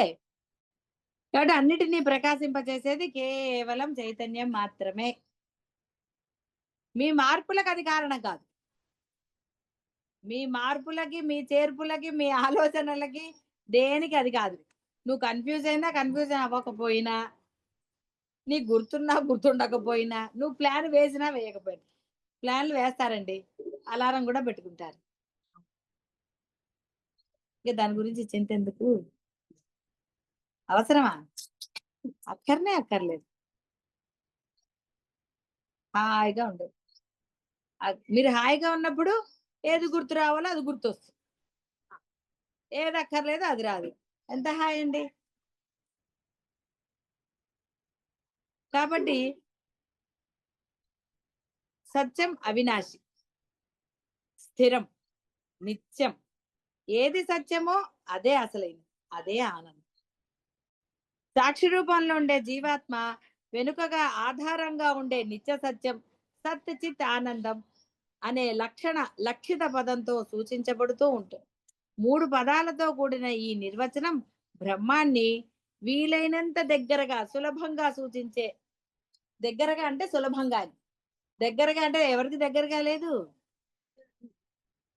అందరికి దగ్గరగానే ఉంది కదా, డౌట్ ఏం లేదు కదా. సత్ చిత్ ఆనందం అనే 3 పదాలతో నిర్వచించింది. ఎందుకు?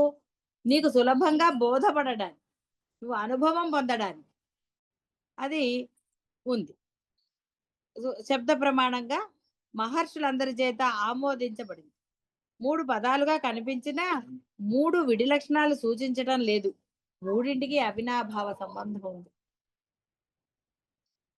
సత్యం అదే, చిత్ అంటే నీ ప్రాణము అదే, ఆనందము అదే.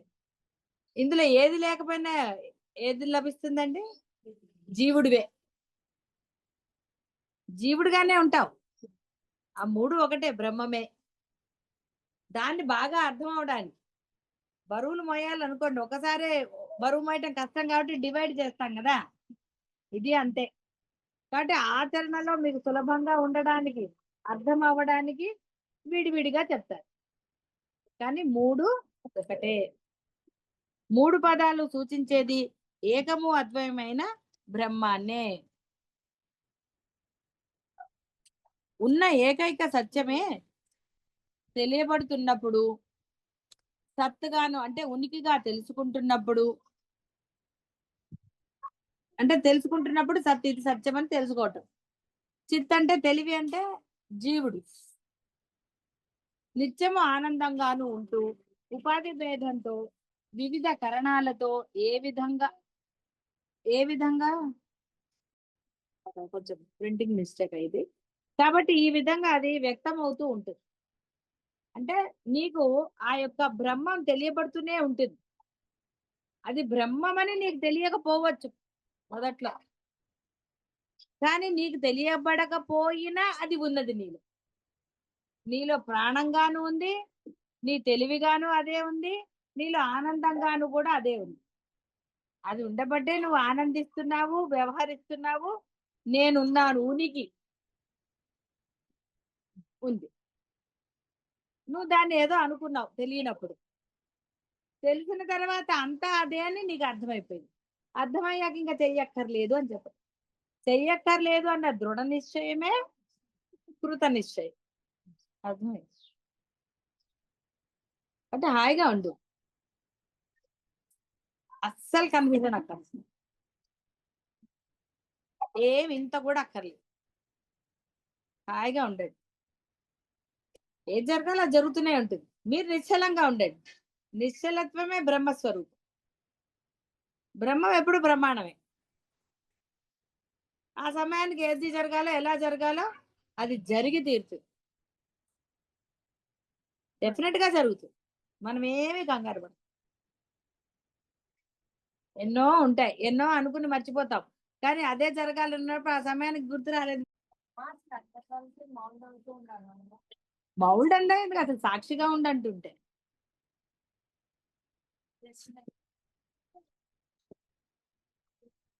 జస్ట్ అవ్వాలి. కాదమ్మా, నువ్వు అసలు రియాక్ట్ అవ్వకపోతే అడ్జస్ట్మెంట్ అనేది ఎక్కడుంది? మామూలుగా బోధ చేస్తున్నాడు, adjustment is nothing but peace life అని చెప్తాం. నువ్వు అసలు ఏది ఉందో దాన్ని యాక్సెప్ట్ చేస్తున్నప్పుడు అడ్జస్ట్మెంట్ అనే పదం వస్తుందా? ఇప్పుడు ఇంట్లో పని నేనే చెయ్యాలని నువ్వు డిసైడ్ అయిపోయావు, అప్పుడు ఇంకా నేను అడ్జస్ట్ అవుతున్నానని ఎలా అంటావు నిర్ణయం నాదైంది. కదా? అది నువ్వు చేస్తున్నావు, అప్పుడు ఇంక వేరే అడ్జస్ట్మెంట్ ఎక్కడుంది అసలు అక్కడ? ఎప్పుడైతే నేనే చెయ్యాలి, ఏం చేస్తారో ఆయన చెయ్యకపోతే అని వేరే ఏదైనా థాట్ ఉన్నప్పుడు నువ్వు అడ్జస్ట్మెంట్. ఏ థాట్ లేదు, ఏ థాట్ లేదన్నప్పుడు అడ్జస్ట్మెంట్ ఎలా అవుతుంది? ఒక్కసారి ఏమవుతుంది, సరే వాళ్ళు చేయని దానిలే, వాళ్ళ పని కదా వాళ్ళు చేసుకుంటారులే అనుకుంటారు, కానీ ఆటోమేటిక్ గా మీరు చేసేస్తూ ఉంటారు. అది అడ్జస్ట్మెంట్ అని ఎందుకు అనుకోవాలి? మిమ్మల్ని చేయమని వాళ్ళు ఏం చెప్పలేదు, కానీ మీరు చేసేసారు. అది అడ్జస్ట్మెంట్ ఏం కాదు, జరిగింది మీ చేత జరగాలి కాబట్టి జరిగింది. ఇప్పుడు ఏమైనా ఎందుకు అనుకోవటం ఎందుకు? పని అయిపోయాక పని నిన్ను చేయమ వాళ్ళు ఏమంటారు, వాళ్ళని ఏమన్నా అన్నారు అనుకోండి, నిన్ను చేయమన్నానా అంటారు. అవసరమా మనకి అవన్నీ? చేసేసారు, హాయిగా ఉండండి, పని అయిపోయింది కదా, మీకు కావాల్సిన పని అయిపోయింది, ఇంకెందుకంటే దిగులు. సో ఇక్కడ అడ్జస్ట్మెంట్ అంటే ఏం లేదు, ఏదొచ్చిందో దాన్ని స్వీకరించడమే కదా, ఎలా ఉందో అలాగా. నీళ్లు కాబట్టి ఈ వస్తువు పాడవకుండా చూడాలని నువ్వు అనుకుంటే చూస్తావు, ఉంటే ఉంటుంది, పోతుంది అనుకుంటే పోతుంది. దానికి ఎవరి సంజాయిషినా ఇంకోటో ఎందుకు? బాహ్యాభిముఖమైపోగా భ్రమాజన్య జగతిని మనస్సులో మెదిలే భావాల ద్వారా గుర్తిస్తున్నప్పుడు జీవాత్మ అనబడే సత్యమే దేనితోనూ సంబంధం లేనప్పుడు, దేనిని చూడనప్పుడు, భ్రమ లేనప్పుడు ఆత్మగా పిలవదు. అంటే బ్రహ్మంగా మీరు తెలుసుకుంటున్నారు, అదే బ్రహ్మం అని తెలుసుకున్న తర్వాత స్థిరంగా ఉంటే, కాబట్టి మీరు ఏది లేదు, ఇది భ్రమ అనుకోవాల్సిన అవసరం ఏముంది? ఇది మిథ్యా భ్రమ అని అదే మళ్ళీ అనుకోవటం ఎందుకు? కాబట్టి అనుకోవటం ఎందుకు? ఇంకొకటి, నువ్వు అనుకోకపోతే బ్రహ్మం అని చెప్తున్నా, మరి అనుకోవటం ఎందుకండి? లేసమాత్రంగా అనుకున్నా నువ్వు బ్రహ్మం కాదని చెప్పి డిసైడ్ అయిపోయారు కదా. వేదంలో చెప్పబడింది, మహర్షులు మనకు అదే చెప్పారు, బోధించారు. రమణ మహర్షి అదే చెప్పాడు, సుమ్మైరు అన్నాడు, అనలేదు? సుమ్మైరు అని చెప్పాడు కదా, మొదటి ఉపదేశమే చెప్పాడు, ఏది జరగాలో అది జరుగుతుంది కాబట్టి నువ్వేమి మరి ఎందుకు అనవసరంగా జస్ట్ ఫాలో అంటే ఏంటండి? నడవాలా? నోరు ముత్తు కూర్చోటమే కదా, అది కూర్చోండి, పని అయిపోతుంది కదా. ఇక దానికన్నా ఏమన్నా కావాలా? ఈ ఆత్మే సర్వత్రా ఉంటూ బ్రహ్మంగా పిలువబడుతోంది, బ్రహ్మం అనే పదంతో సూచించబడుతుంది. ఇదే సత్తుగా బాహ్యంగాను చిత్తుగా అంతరంగంలోను వ్యక్తమవుతూ జీవన లీలను చూస్తూ ఆనందంగా నిత్యము ఉన్నది ఉంటుంది. అది ఎక్కడ పోతుందండి? మీరున్నా లేకపోయినా మీతో పాటు అందరు రారు కదా, కుటుంబం మొత్తం అన్నట్టు వెళ్తారా? ఎవరి దారి వాళ్ళదే, అలాగే వచ్చారు, అలాగే పోతారు. డౌట్ ఏమన్నా ఉందా? ఏది తీసుకోరు. చెప్పండి, మీ ఆత్మ కూడా మీతో రాదు. ఇన్నాడు పాపం మీతో ఉంది కదా, రావచ్చుగా మీతో. మీ వెంట్రుకలు మీరు ఎంత చేసినా మీతో వస్తాయా? గోర్లు కూడా కొంతమంది కట్ చేస్తారు. గమ్మత్తు రకరకాలు, ఒక్కొక్కళ్ళు. మరి ఇంకా ఎందుకండి? హాయిగా సాక్షిగా ఆనందంగా ఉండొచ్చు కదా, పరమానందంగా ఉండొచ్చు. ఎలా జరగాలో అలా జరుగుతూనే ఉంటాయి. ఏదైనా ఆగిపోయిందా? ఏది ఎవరి కోసం ఎప్పుడు ఆగదు. కాబట్టి అనుకోవడం ఎందుకు? ఎవరి కోసం ఏదో కష్టపడటం ఎందుకు? వాళ్ళ కోసం నువ్వు ఏదైనా చేయాల్సింది ఉన్నప్పుడు నీ చేత చేయించబడుతుంది. నువ్వు చేయవలసి వస్తుంది, చేస్తావు. ఒక చిన్న సందేహం. తెలుస్తుంది, తెలియజేయబడుతుంది. అర్థమైందా? మీకు తెలియనప్పుడు తెలియజేయబడుతుంది కదా. తెలుస్తుంది అన్నది కూడా బ్రహ్మని. అదే మీకు తెలుస్తుంది, మీకు స్ఫురణగా తెలియజేస్తుంది, మీకు స్ఫురణగా తెలుస్తుంది. ఇప్పుడు ఇంకా నేను కూర్చోలేను, వెళ్ళిపోవాలి, ఆ మాట విన్నారనుకోండి, మీకు హాయిగా ఉంటుంది. ఏం కాదు, నేను ఇలాగే కూర్చుంటాను అన్నారు అనుకోండి, ఇక్కడ కాదు ఎక్కడైనా సరే, అప్పుడు మీకు కాలు నొప్పో ఏదో వచ్చిందా రాదా? ఒక స్ఫురణ వచ్చింది కదా. ఏదైతే తెలియదో ఎవరితో ఆయన ఇప్పుడు ఎలాగైతే అరుణాచలం అని చెప్పబడిందో ఆయనకి, ఇలా మీకు చెప్పబడింది. సత్సంగానికి మీరు అన్నారు కదా, మీకు చెప్పబడింది, మీరు రానన్నారు, రండి అని మీకు చెప్పబడింది. కాబట్టి అనుభవం కలుగు. సింపుల్, అంతే కదా. మీకు సింపుల్ గానే చెప్పేసి అవును, ఇప్పుడు అర్థమైంది కదా సింపుల్ గా. ఇప్పుడు సింపుల్ గా అర్థం కాలేదు. నువ్వు సాక్షిగా ఉన్నప్పుడు తెలియచెప్పటము, తెలియబడటము సర్వము ఆయనే చేస్తాడు. నువ్వు సాక్షిగా ఉంటే, నేను తెలుసుకోవాలి అనుకున్నప్పుడు నీ కష్టం నీది అంటాడు ఆయన. ఏం చేయడు, ఏమన్నా చేసుకోపో అంటాడు. నువ్వు నానా కష్టపడాలి. అదే నువ్వు సాక్షిగా అన్నావు అనుకో, అన్నీ ఆయనే చేస్తాడు. నీకు ఏం తెలియజెప్పాలి, నీ చేత ఏం చేయించాలి, నిన్ను ఎక్కడికి తీసుకెళ్ళాలి, నిన్ను ఎలా రక్షించాలి, ఎన్నుంటాయి. రక్షించట్లేదు, అవసరమైనప్పుడు ఎప్పుడో ఒకప్పుడు ఆయనే కదా. మీకు ఆపద వచ్చినప్పుడు మీరు ప్రార్థన చేసే స్ఫురణ వస్తుందా ప్రతిసారి? మరి అప్పుడు ఆపద నుంచి మిమ్మల్ని రక్షించింది ఎవరు? అంటే ఆయన పనికి ఆయన ఎప్పుడు చేస్తాడు, ఆయన ఎప్పుడు అలర్ట్ గానే ఉంటాడు. నువ్వే అలర్ట్ లేకుండా నేను నేను నేను అంటున్నావు. నాకు తెలుసు, నేను చేస్తాను, నా వల్లే అవుతుంది, లేకపోతే ఇంకోటి ఏదో అవుతుంది అంటావు. సాక్షిగా ఉన్నప్పుడు మీకు కొన్ని అవ్వట్లేదండి. మ్యారేజ్ హాల్కి వెళ్ళిన తర్వాత పెళ్లికి వెళ్తారు, సాక్షిగా వెనకాల ఎక్కడో ఇలా కట్టుకుని కూర్చుంటారు కదా. పెళ్లి వాళ్ళు వచ్చి రండి భోంచేయండి అంటారు.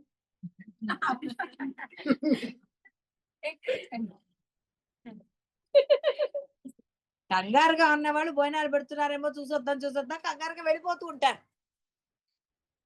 వాళ్ళనేమి పిలవరు, వాళ్ళు ఇంకా వెళుతున్న వాళ్ళు నేను చెప్తారండి. ఒక నాకు వచ్చే భోజనాకే కదా వెళ్తున్నారు, భోజనం చేసేయండి అంట. అప్పుడు వచ్చింది అందుకే కదా అనిపిస్తుంది. అదే ఎందుకులే, వాళ్ళు చూద్దాం వాళ్ళు చేస్తానని కూర్చున్నారు మౌనంగా. వచ్చి చెప్పరా మీకు? చెప్తారు కదా, జరుగుతుంది. అక్కర్లేదనుకుంటే మీరు తినకుండా గదిలో పడుకున్నారు, ఎవరికైనా ఆయన గుర్తు చేయాలనిపిస్తే గుర్తు చేస్తాడు, లేదా అసలు ఎవరికి గుర్తురాదు. అప్పుడు మీరు లేచి ఏం చేసినా ఎలా అమ్మండి? మీకు ఆ రోజు భోజనం లేదని చెప్పాడు ఆయన.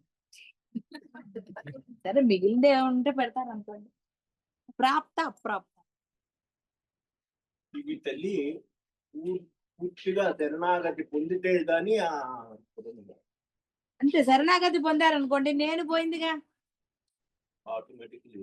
అంతే కదా, నేను పోయింది. మీరు ఎవరికి శరణాగతి పొందారో వాళ్ళే ఉన్నారు కదా. రక్షించండి అని ఎవరి దగ్గరికి వెళ్ళారో వాళ్ళు కదా మీకు రక్షణ ఇస్తారు. రక్షణ ఇచ్చిన వాడే అన్ని చూస్తాడు.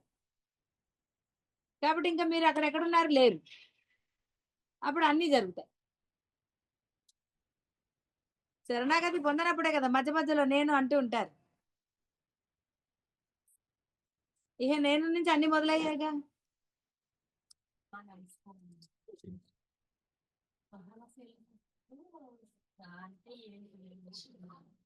సహనశీల ఆసక్తుడు. సహనం అంటే అదే గుణము. శీలము అంటే గుణము. దాని యందు ఆసక్తి కలిగిన వాడు, అంటే సహనంగా ఉండాలని కోరుకున్నవాడు. సహనం ఎప్పుడు రక్ష. సహనం లేకపోతే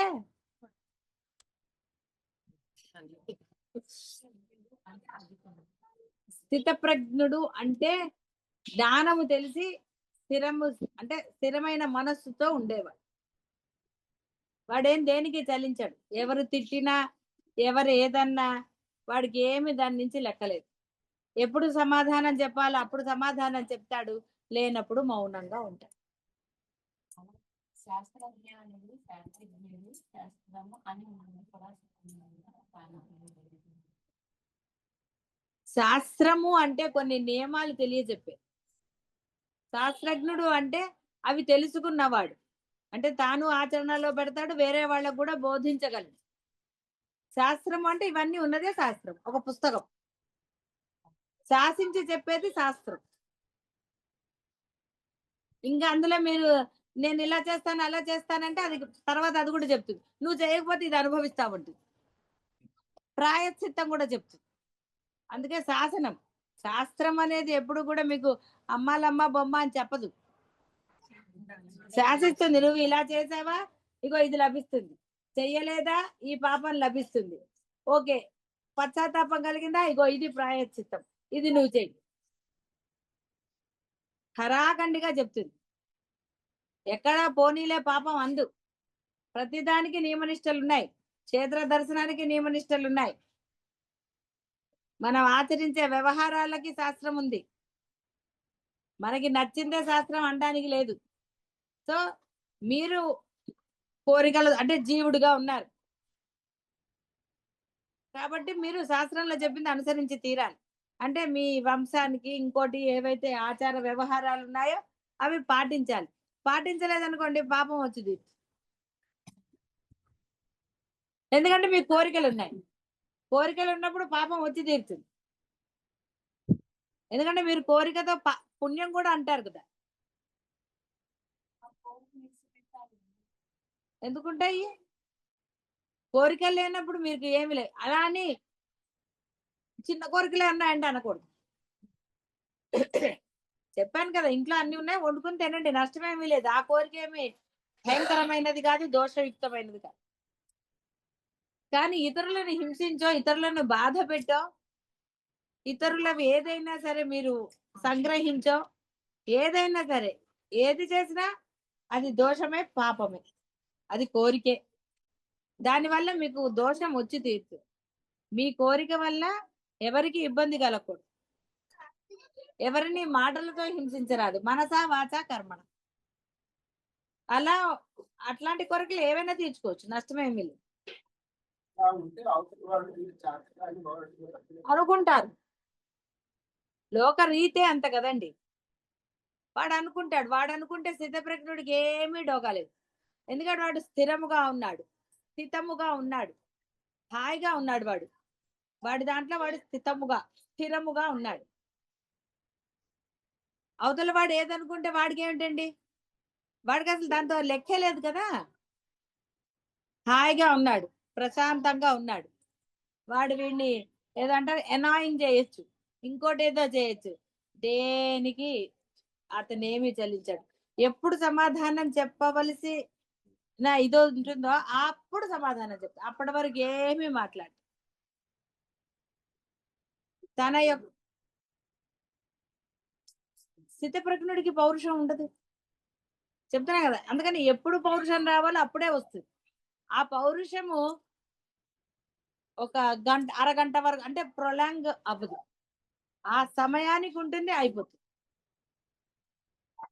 ఏ సమయంలో అవసరమో ఆ సమయంలో మాత్రమే అది ప్రకటన అవుతుంది. మరలా అతను పరమ శాంత చిత్తంతో. దానివల్ల మరి అందులో బాధపడినప్పుడు ఎవరి వల్ల? ఆ పౌరుషం వచ్చినప్పుడు. అవును, అదే నేను చెప్తున్నాను. ఏ మాట రావాలో అదే వస్తుంది. వాడు బాధపడతా అంటే వాడిని బాధ పెట్టే మాట రాదు, కరెక్ట్ మాటే వస్తుంది. అంటే బ్రహ్మపదం వస్తుంది. అక్కడ వాళ్ళు ఏం బాధపడరు. పౌరుషం ఎందుకుంటుంది? అసలు స్థితప్రజ్ఞుడికి పౌరుషం అనేదే ఉండదు. అంతేగా మరి. సాక్షి అన్న స్థిరం అన్న ఒకటే కదా. సాక్షి అంటే అర్థం ఏంటి? చూస్తుండేవాడిని కదా సాక్షి అంటారు. బోనులో ఉండే సాక్షి వేరు, వాడు మాట్లాడాలి. నువ్వు మళ్ళీ అటు వెళ్తావేమో. సాక్షిని పిలుచుకురండి అంటారు. అంటే ఏంటి? చూసిన వాడిని కదా. వీడు చూస్తూ ఉన్నాడు, వీడు మాట్లాడలేదు. ఆ? దానికి ఏ పేరు పెట్టుకున్నా పెట్టుకోండి. ఏదైతేనే మీలో ఆందోళనలు, ఆవేశాలు, కోరికలు, ఉద్రేకాలు అంటే అసలు ఏమీ లేకుండా ఉండటం అండి. హాయిగా పిల్లల్లాగా ఉండాలి. ఏది మనసులో ఎటువంటి అలజడి ఏది లేదండి. అప్పుడే అది. ఏవో ఉన్నాయనుకోండి లోపల, ఏదో చేయాలి, ఏదో పొందాలి, నాకు ఆల్రెడీ హాయిగా ఉండండి. దైనందిన జీవితంలో సాక్షిగా ఉండటం అనేది ఒక్కసారి ఎందుకు ఉండకూడదు? పొద్దున్న లేచావు, దీనికి ఏమైనా కావాలా? అది సాక్షిత్వమే, అంతే కదా. టీ తాగుతావు, సాక్షిత్వమే. లేస్తే పెడతాం, లేకపోతే పెట్టుకుంటారు, అంతే కదా. తర్వాత వంట చేస్తావు, ఏమున్నాయో అవి చూసుకుని చేసుకోవడం. అడగటం ఎందుకు అసలు? పెళ్ళే ఇన్నేళ్ళకి అడగక్కర్లే ఏం చెయ్యాలండి అని. పిల్లలు ఏం తింటారో తెలుసు. లేదు పిల్లలు అడిగితే ఏం కావాలంటే అడుగు, అయిపోయింది. ఇంకా దాంట్లో డిస్కషన్లు అన్నీ లేకుండా పనులన్నీ అయిపోతున్నాయి కదా. మరి అది సాక్షిగా. ఏదో అనుకుంటూ నిన్న చేస్తే బాగా రాలేదు, ఎల్లుండి ఆయన ఈయనకి ఏం పెట్టినా వేస్ట్, ఏం చేయడు, మెచ్చుకోడు, పాడలేడు, ఆ పనులు ఆయనకు ఉప్పుకోదు. అది సాక్షిత్వం కాదు. చూద్దాం ఇవాళ ఏమంటాడు. అన్ని ఇక్కడ ఆటోమేటిక్ గా మనం కారం తినాం, అవతల వాళ్ళు కారం అన్నారు అనుకోండి, మనం కొంచెం తీసుకుందాం, కారం వేసేద్దాం, పని అయిపోయింది. ఇంకా దాని గురించి ఎందుకు డిస్కషన్ లేదు, ఏది లేదు, మనసులో ఆలోచన ఎందుకు? మిగతా అంతే కదా, జరుగుతూనే ఉంటాయి. ఇంటికి ఎవరో వస్తారు, లోపలికి రమ్మంటావు, ఇష్టం ఉంటే టీ ఇస్తావు, లేకపోతే మాట్లాడి పంపించేస్తావు. ఇద్దామా వద్దా? మొన్న ఆవిడ ఇచ్చిందా? అయినా పాలున్నాయా? వద్దులే, ఈవిడికి ఇచ్చేదేంటి? ఇవి సాక్షిత్వం కాదు. హాయిగా ఉండు, మాట్లాడు, ఇవ్వాలనిపిస్తే ఇవ్వు, పెట్టాలనిపిస్తే పెట్టు, లేకపోతే లేదు. అది సాక్షి. ఇక్కడ ఏది తోల్చకూడదు లోపల. వచ్చాక ఆ విషయాలన్నీ చెప్పక్కర్లా, ఇంటికి వాళ్ళు వచ్చారు వీళ్ళు వచ్చారని. ఎందుకు? అవసరం ఏముంది? అంతే కదా. ఏమీ లేదు, హాయిగా ఉండండి. అదే పక్క వాళ్ళు వచ్చారు ఏదంటే మళ్ళీ ఇంకో డిస్కషన్ ఏదన్నా వచ్చింది అనుకో, లేనిపోయింది కదా. మీరు తెమ్మంటే పాలు ఎక్కువ తెలియదు, చూడండి ఆవిడకి టీ పెట్టి ఇవ్వలేదు, ఆవిడేమనుకుందాం, లేనిపోయింది. అంతే కదా. అర్థమైంది కదా సాక్షిత్వం అంటే. పిల్లల విషయంలో అవునమ్మా. థాట్ అన్నది అక్కడ రావచ్చా రాకూడదు. సిచ్యుయేషన్ ని బట్టి కదా. ఇప్పుడు పిల్లలు గది సర్దలేదు అన్నావు, నువ్వు వదిలే 1 రోజు 2 రోజులు ఏమైంది? వదిలే, వాళ్ళు సర్దుకుంటారు. ఈ లోపల కంగారు, అరుపులు, కేకలైతే కాబట్టి మాట ఒకటి మనం కరెక్ట్ గా చెప్పి వదిలేసాం అనుకోండి, పిల్లలు భయపడతారు, చేస్తారు. కానీ మీరు ఏం చేస్తారు? ఫ్లాష్ బ్యాక్లు ఎన్నో చేసేస్తారు, ఎన్నో అంటారు. దాంతో వాళ్ళు చేద్దాం అనుకున్న వాళ్ళు కూడా అది చెయ్యరు. ఏ పిల్లలు చేయరు. ఈ పిల్లలే కదా, చాలా మంది పిల్లలు చేయరు. అది పిల్లల సహజ లక్షణం, అంతే. అది మనం ఏం చేయలేం. కాబట్టి సామరస్య ఒకటి, ఓపిక ఉంటే చేసుకోవాలి, లేదు చేయించుకోవాలి. 3 సాక్షిగా ఉండాలి. వాళ్ళు చేస్తే చేస్తారు, లేకపోతే కూర్చోరా, అలాగే వదిలేయి. పెట్టుకుంటారా పెట్టుకోరా, ఆ సహనం ఉండాలి అప్పుడు. అయినా వాళ్ళు అదే విధంగా ఉంటారు అన్నాం అనుకో, చెప్పి చూడు. ఏ రకంగా చెప్పాలంటే మీరు నామస్మరణ చేసుకుంటే సిచ్యుయేషన్ బట్టి మీకు తెలుస్తుంది. అందరికీ ఒకే రకంగా శిక్ష ఉండదు కదా. ఇప్పుడు నేను రవళి వాళ్ళకి ఏం చేస్తానో చెప్పినా అది మీకు అప్లై అవుతుందా లేదా ఎలా మీరు గ్రహిస్తారు? అవ్వదు కదా. అప్పుడు పిల్లలు ఇప్పుడు పిల్లలు తేడా లేదు. నేను సహనంగానే ఉండేదాన్ని. సరుగుల్లో బయట పడేస్తాను అన్నానంటే బయట పడేసేదాన్ని. మనం అలా చేయగలం, మీద అపార్ట్మెంట్ బయట పడితే కింద పోతుంది. రకరకాలు కదా. అందుకని ఎప్పుడు అంటే ఈ పిల్లలకి అప్లై చేసింది ఆ పిల్లలకి అప్లై చేయడం అనేది కుదరని పని. కాబట్టి సిచ్యువేషన్ ని బట్టి అంటే ఆ యొక్క దీక్షలో స్థిరత్వం మీలో ఉందనుకో, పురుణ వస్తుంది, రాదా? మరి మీ పిల్లలందరిని ఎట్లా కంట్రోల్ చేస్తున్నారు? మరి అందరు టక టక టక 4 శ్లోకాల వరకు అప్పచెప్పారు, ఒకళ్ళు ఇద్దరు తప్ప. ఆ స్ఫురణ ఆ టైంలోకి అది వస్తుంది. మీరు స్థిరంగా ఉండండి ఫస్ట్. వామ్మో ఇంక ఇంటికి వస్తున్నారు, ఇక గోల మొదలవుతుంది అని మీరు ఎక్స్పెక్ట్ చేశారు. యద్భావం తద్భవతి. ఏదో నిర్ణయించుకుంటారు బుర్రలో, వాళ్ళు ఎట్లయినా సరే అంటారు. స్ట్రాంగ్ గా అనుకున్నారు కదా, నీరసం వచ్చింది వాళ్ళు వచ్చేసరికి. ఇంకేం మాట్లాడు, అరుతారు, నీరసం వచ్చి పక్కన కూర్చుంటారు. ఎన్నో రకాలుగా పిల్లల్ని కంట్రోల్ చేయొచ్చు. ఇగో ఇవి చేసా, ఇది చేస్తేనే నీకు అది పెడతా అనండి, ఎందుకు చేయరు? చేయక ఏం చేస్తారండి? అమ్మా ఇప్పుడు ఇది చేస్తేనే అది చేస్తా అని అనేది ప్రతిసారి అప్లై అవ్వకపోవచ్చు.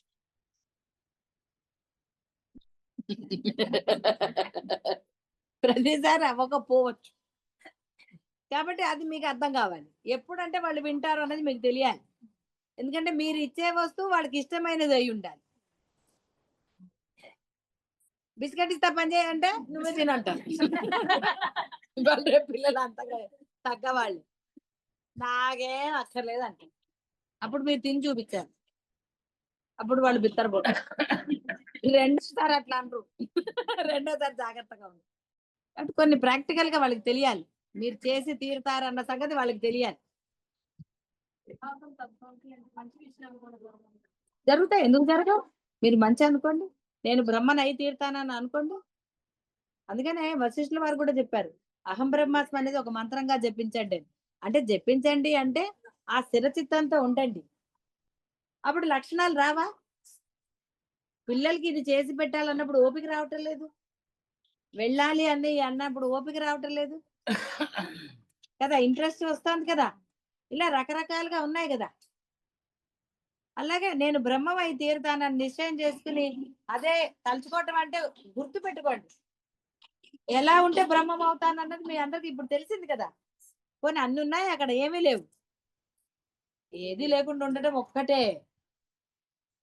మరి అలా ఉండొచ్చుగా, అప్పుడు అది బ్రహ్మమే కదా. ఎస్, నేను బ్రహ్మం అయి తీరుతాను అన్నప్పుడు ఏది పట్టించుకోని స్థితి వస్తుంది, ఆనందంగా ఉండే పరిస్థితి వెంటనే కలుగు. రికాబులో ఇటుకాలు అటుకాలు అన్నట్టు కేవలం మీరు ఆ నిశ్చయం కలగటమే, నేను బ్రహ్మను, అంతే. That's it. ఇందులో మార్పు లేదు. అలాగే ఉంటాను నేను. వేరే వాళ్ళు ఏమన్నా అనుకుంటున్నారో ఇంకోటో నాకు అవసరము లేదు. సంజయ్కి ఇవ్వక్కర్లేదు, ఎవరికి ఇవ్వాలో వాళ్ళకి ఇవ్వబడుతుంది మీ చేతి. అందరికీ మనం ఏం చెప్పక్కర్లేదు. అడిగినప్పుడు వాళ్ళకి తగ్గ సమాధానం మీ నుంచి ఆ బ్రహ్మమే ఇస్తాడు కదా, చేసేది చేయించేది అన్నప్పుడు మీ నుంచి వస్తుంది. భయరహితులు అవుతారు, భయమే ఉండదు. వాడు ఏమైనా అనుకుంటాడేమా అని. మళ్ళీ ఆ అనుకుంటా ఇన్ని లేవు అక్కడ. భయమే లేదు అన్నప్పుడు అనుకుంటే అనుకుంటాడులే అన్నది ఎలా వస్తుంది? ఇంకా రాదు కదా, సరిపోలేదు. అప్పుడు ఆచరణ అమ్మా, ఏదైనా కూడా మీరు ఆచరణ. యద్భావం తద్భవతి. మీరు అనుకోండి, నేను ఇలాగే ఉంటాను అనుకున్నప్పుడు మీరు ఎందుకు ఉండరు? నేను అనవసరంగా ఎవరితో ఫోన్ లో మాట్లాడను. తిట్టుకుంటే తిట్టుకున్నారు వాళ్ళు, తిట్టుకొని రాదు. వాళ్ళు ఫోన్ చేసినప్పుడు మామూలుగా మాట్లాడదాం. ఏంటి చేయట్లేదంటే ఏదోలే నా గోల్లో నేను ఉన్నాను, సింపుల్. ఇదే ఆన్సర్ చెప్పమనట్లేదు, అలాంటి మామూలు క్యాజువల్ ఆన్సర్స్ వస్తాయి. లేదు ధైర్యంగా నేను దీక్షలో ఉన్నాను అందుకే చేయటం లేదు, అర్థం కూడా చెప్పాల్సిన అవసరమే లేదు, నిర్భయంగానే ఉండొచ్చు. ఆ సమయానికి ఏదో ఒక ఆన్సర్ వస్తుంది, వచ్చి తీరుతుంది, అందులో ఏమీ ఇది లేదు. అంటే అది నీకు మంచి కాదేమో అక్కడ కదా, ఉండొచ్చు. అన్ని మంచి విషయాలు మనకి మనకు అనుకున్న మంచి అది మంచి అని మీరు ఎలా నిర్ణయిస్తారు? అనలేదు కదా.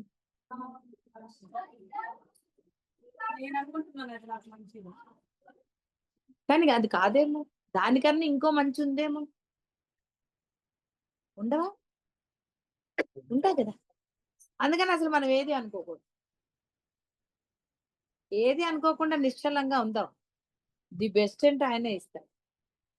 ఒట్టి బెస్ట్ ఇవ్వడు, ది బెస్ట్ ఇస్తారు. మీరు అనుకున్నప్పుడు మీరు అనుకున్న ఆ మంచి కొంచెమే అవుతుంది, కానీ ది బెస్ట్ ఆయన ఇచ్చేటప్పుడు ది బెస్టే. కాబట్టి మనకి ది బెస్ట్ కావాలి, కానీ ఒట్టి బెస్ట్ ఎందుకు? అందుకని హాయిగా ఉందాం. అనుకోని కూడా అనుకోవద్దు. ఇది అల్టిమేట్. ఇది కాబట్టి నేను బ్రహ్మం అనుకోండి, అల్టిమేట్ కాబట్టి అనుకోండి. ఓకేనా నీకు? కాబట్టి మనకి తెలియదు. నువ్వు ఆరాధించే దైవానికో గురువుకో లేకపోతే ఇంకోళ్ళకో నువ్వు అప్పగించేసి ఇది అనుకుంటున్నాను అలా కూడా చెప్పొచ్చు, నష్టమే లేదు. ఇది నాకు మంచి అనుకుంటున్నాను, నిజంగా మంచి అయితే ఇవ్వు, లేకపోతే లేదను. సింపుల్. అప్పుడు నీకు అసలు ఏ బాధ ఉండదు. అయినా సంతోషమే, అవ్వకపోయినా సంతోషంగా, అంటే మామూలుగా ఉంటాం. అంటే నాకు జరిగింది నేను అనుకున్నదన్న అహంకారము రాదు, అయ్యో నేను అనుకున్నది జరగలేదే అన్న బాధ కలగదు. హాయ్ కదా అప్పుడు.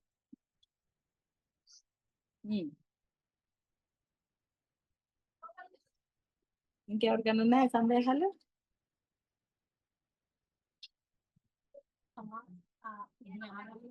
జ్ఞానంతో ఉన్నా అజ్ఞానంతో ఉన్నా బ్రహ్మని ఏస్తే అప్పుడే అవుతున్నాను. అజ్ఞానంతో ఉన్నప్పుడు నువ్వు నేనుతోటే వ్యవహారం చేస్తావు. అప్పుడు కూడా ఎందుకంటే అజ్ఞానంతో ఉన్నవాళ్ళు మామూలుగా ఉన్నవాళ్ళు కూడా ఉన్నారు కదా. వాళ్ళు ఏం ప్రయత్నాలు చేయరు, వాళ్ళకి ఏది వస్తే అది ఉంటారు. బ్రహ్మనీతే. అజ్ఞానంలో నేనుతో ఉన్నవాడు ఏమన్నా తీవ్రమైన ప్రయత్నాలు, ఇదే కావాలి, ఇలాగే ఉండాలి, అలాగే ఉండాలి, ఇలా రకరకాల ప్రయత్నాలు చేస్తాడు. వాడికి బ్రహ్మనీతి ఎలా జరుగుతుంది? ఎందుకంటే వాడు నాకు ఇది కావాలని ప్రయత్నం చేశాడు, నేను ఇలాగే ఉండాలని ప్రయత్నం చేశాడు. అది బ్రహ్మనీతిలో లేదు. కాబట్టి హీ విల్ ఫేస్ సంథింగ్, అంతే. అలాని వాడేం సంతోషంగా ఉండడు ఇంకోటి అవన్నీ చెప్పడానికి ఏం లేదు. ఎందుకంటే నీ సంతోషం ఒకలాగా ఉండొచ్చు, ఇంకోళ్ళ సంతోషం ఇంకోలాగా ఉండొచ్చు. అందరికీ ఒకటే సంతోషం అని అనగలవా? అజ్ఞానమే అది. జ్ఞానంలో కూడా ఉన్నారు కదా ఇలాంటి మనుషులు, ఏది పట్టించుకొని మనుషులు ఉన్నారు. కాబట్టి వాడు జ్ఞాని అంటారా? నేనున్న స్థితి నాకు ఆనందం అన్నారు, అది జ్ఞానియా? అజ్ఞానమే కదా అవన్నీ. జ్ఞాని స్థితి ఏంటో తెలుసు కదా. కాబట్టి జ్ఞానం అజ్ఞానంలో ఎప్పుడైనా అదే జరుగుతుంది, అజ్ఞానంలో ఇవి జరుగుతాయి. నువ్వు అనుకున్నావు నాకు ఇదే ఆనందము,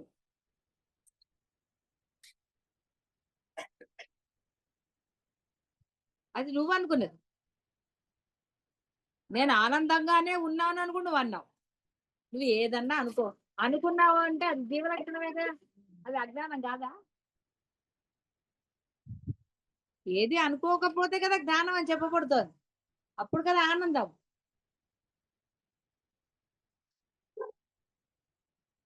రకరకాల, కానీ అసలైన జ్ఞానం ఏంటో తెలిసింది కదా.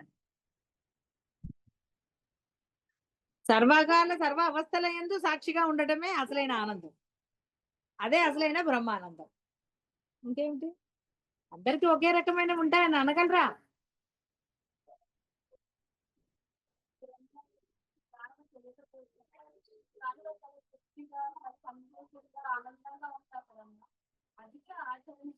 కాదు, వాళ్ళ ఆనందం బాహ్యానికి సంబంధించి. వాళ్ళు ఎల్లప్పుడూ అట్లా ఆనందంగా ఉండగలుగుతారా? వాళ్ళల్లో ఆందోళనలు లేవని నువ్వు చెప్తావా? వాళ్ళకు ఉన్నదాంతో వాళ్ళు తృప్తిగానే ఉన్నారు. లేదు అన్న అసంతృప్తి కూడా వాళ్ళల్లో ఉంటుంది, వాళ్ళు వ్యక్తపడతారు అంతే. వాళ్ళు పరిస్థితులకు అనుగుణంగా ఆందోళనలు ఉంటే వాళ్ళల్లో కూడా రకరకాలుగా ఉంటాయి. ఉండవని నువ్వు చెప్తావా? అనడానికి లేదు. ఉన్నంతలో తృప్తిగానే ఉంటారు, ఉండరు అనడానికి ఏం లేదు. కానీ అది ఆనందం అని నువ్వు ఎలా అంటావు? లేదు అనుకోనప్పుడే అసలైన ఆనందం. ఉన్న దాంట్లో తృప్తిగా ఉండటం వాళ్ళు నిర్ణయించుకున్న ఆనందం, అది వాళ్ళదే ఆనందం.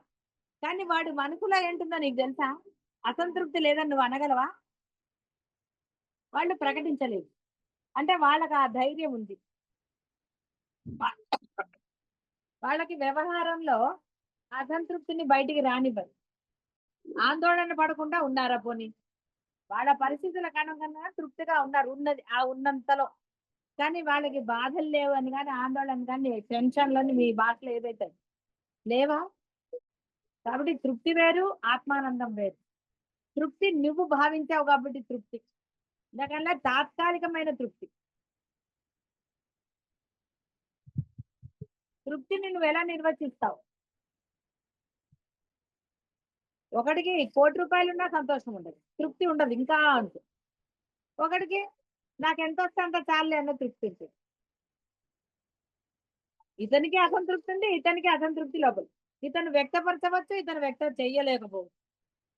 కాబట్టి దాన్ని ఎప్పుడు కూడా మనం దానితో పోల్చలేము, అంటే అసలైన ఆనందంతో అనలేము. సత్యం తెలుసుకున్నవాడు మాత్రమే, బ్రహ్మం తెలుసుకున్నవాడు మాత్రమే బ్రహ్మంగా ఉండగలుగుతాడు. తెలియని వాడు, వాడికి తెలియ చెప్పబడుతుంది నీవు బ్రహ్మానివిరా అని ఏదో రమణ మహర్షికి తెలియజెప్పబడింది. ఆయన అక్కడే ఉండి స్థిరంగాలా ఉండి కాదు, అరుణాచలం పట్టుకొచ్చారు, తపస్సు చేశారు, ఆయన అలా చేసుకున్నారు. ఆయన ఎవరో పిలిచారు భగవాన్ అని, ఆయన పిలిపించుకోలేదు. కాబట్టి ఆ స్థిర చిత్తం వల్ల అతన్ని పిలిచారు, అతన్ని పిలవమని ఏమో అడగలేదు. బ్రహ్మం అయిన వాడికే ఆ స్థిర చిత్తం కానీ, నిశ్చలత కానీ, సాక్షిత్వం కానీ ఉంటుంది. వేరే వాళ్ళు ఉంది అనుకోవటం కేవలం వాళ్ళది జీవ లక్షణమే కాదని మీరు అనగలరా? అందుకే కదా ఉంటున్నామంటే కానీ అని మళ్ళీ ఇంత దీర్ఘం తీస్తున్నాను. ఎందుకు మరి అన్నిట్లో ఎందుకు ఉండట్లేదు తెలిసిన తర్వాత కూడా? అన్ని తెలిసే కదా మీకు, అంతా బ్రహ్మం అని తెలిసిన తర్వాత ఎందుకు ఉండట్లేదు మరి? అయిపోయినాయా, ఇంకేమైనా ఉన్నాయా?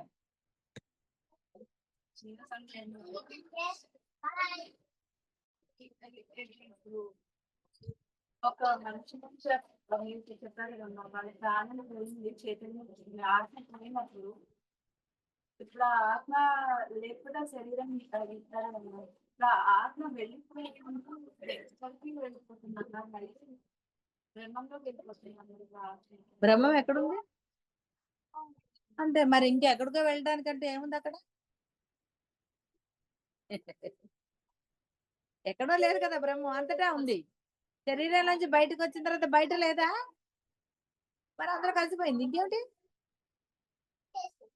అందుకే నీకు కనపడదు విడిగా. గాలి కనపడుతుంది, ఎందుకు కనపడదు? మీరు అనుభవిస్తారు కదా.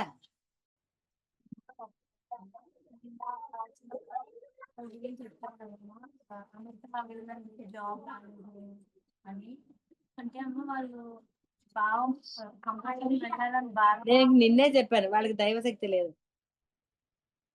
దైవశక్తి లేని వాళ్ళ గురించి మనకెందుకు అంటే అర్థం ఏంటి? ఆ నియతిలో వాళ్ళకి లేదు. కాబట్టి నియతిలో లేనిది జరగాలంటే కనీసం దైవశక్తి కావాలి, వాడికి అనుగ్రహం కావాలి కదా. నీతిలో ఉంటేనే కదా మాకు తెలియదు. అవును, నియతిలో వెళ్ళాలని ఉంది, రావాలని లేదు. నియతిలో వెళ్ళాలని ఉంది కదా, వాళ్ళు ప్రయత్నం చేసుకుని వెళ్ళారు.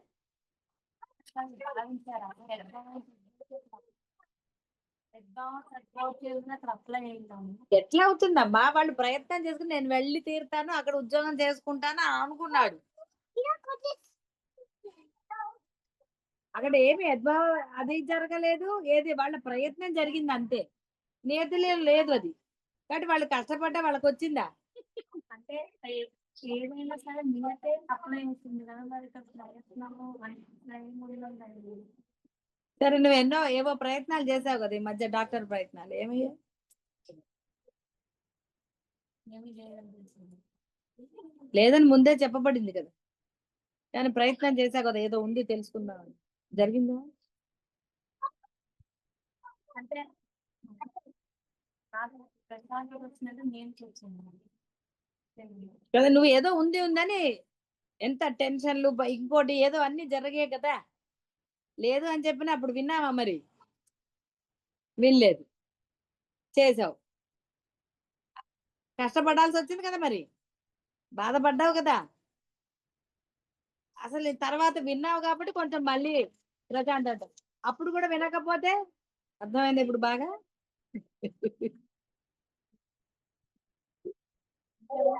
నియతిలో ఉన్నదే జరుగుతుంది. అంటే అవునమ్మా, నియతిలో ఉన్నదే జరుగుతుంది, అందులో అసలు సందేహం లేదు.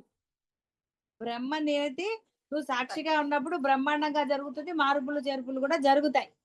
కానీ నువ్వు కొన్ని ప్రయత్నాలు చేసినప్పుడు, ఏదో ప్రయత్నం చేసావు నువ్వు, దానికి ఫలితంగా బాధ అనుభవించావు కదా. నీకు బ్రహ్మ నియతిలో ఈ బాధ మామూలుగా ఆయన రాయలేదు నీకు, అందుకనే నువ్వు ఇది అనుభవించకూడదని నీకు ముందే చెప్పబడింది, నీకు ఏది లేదు అని. నువ్వు ఈ మాట వినకపోవటం వల్ల ఇదంతా అనుభవించావు. శిష్యుడు కదా గుర్తు తెచ్చుకోవాలి.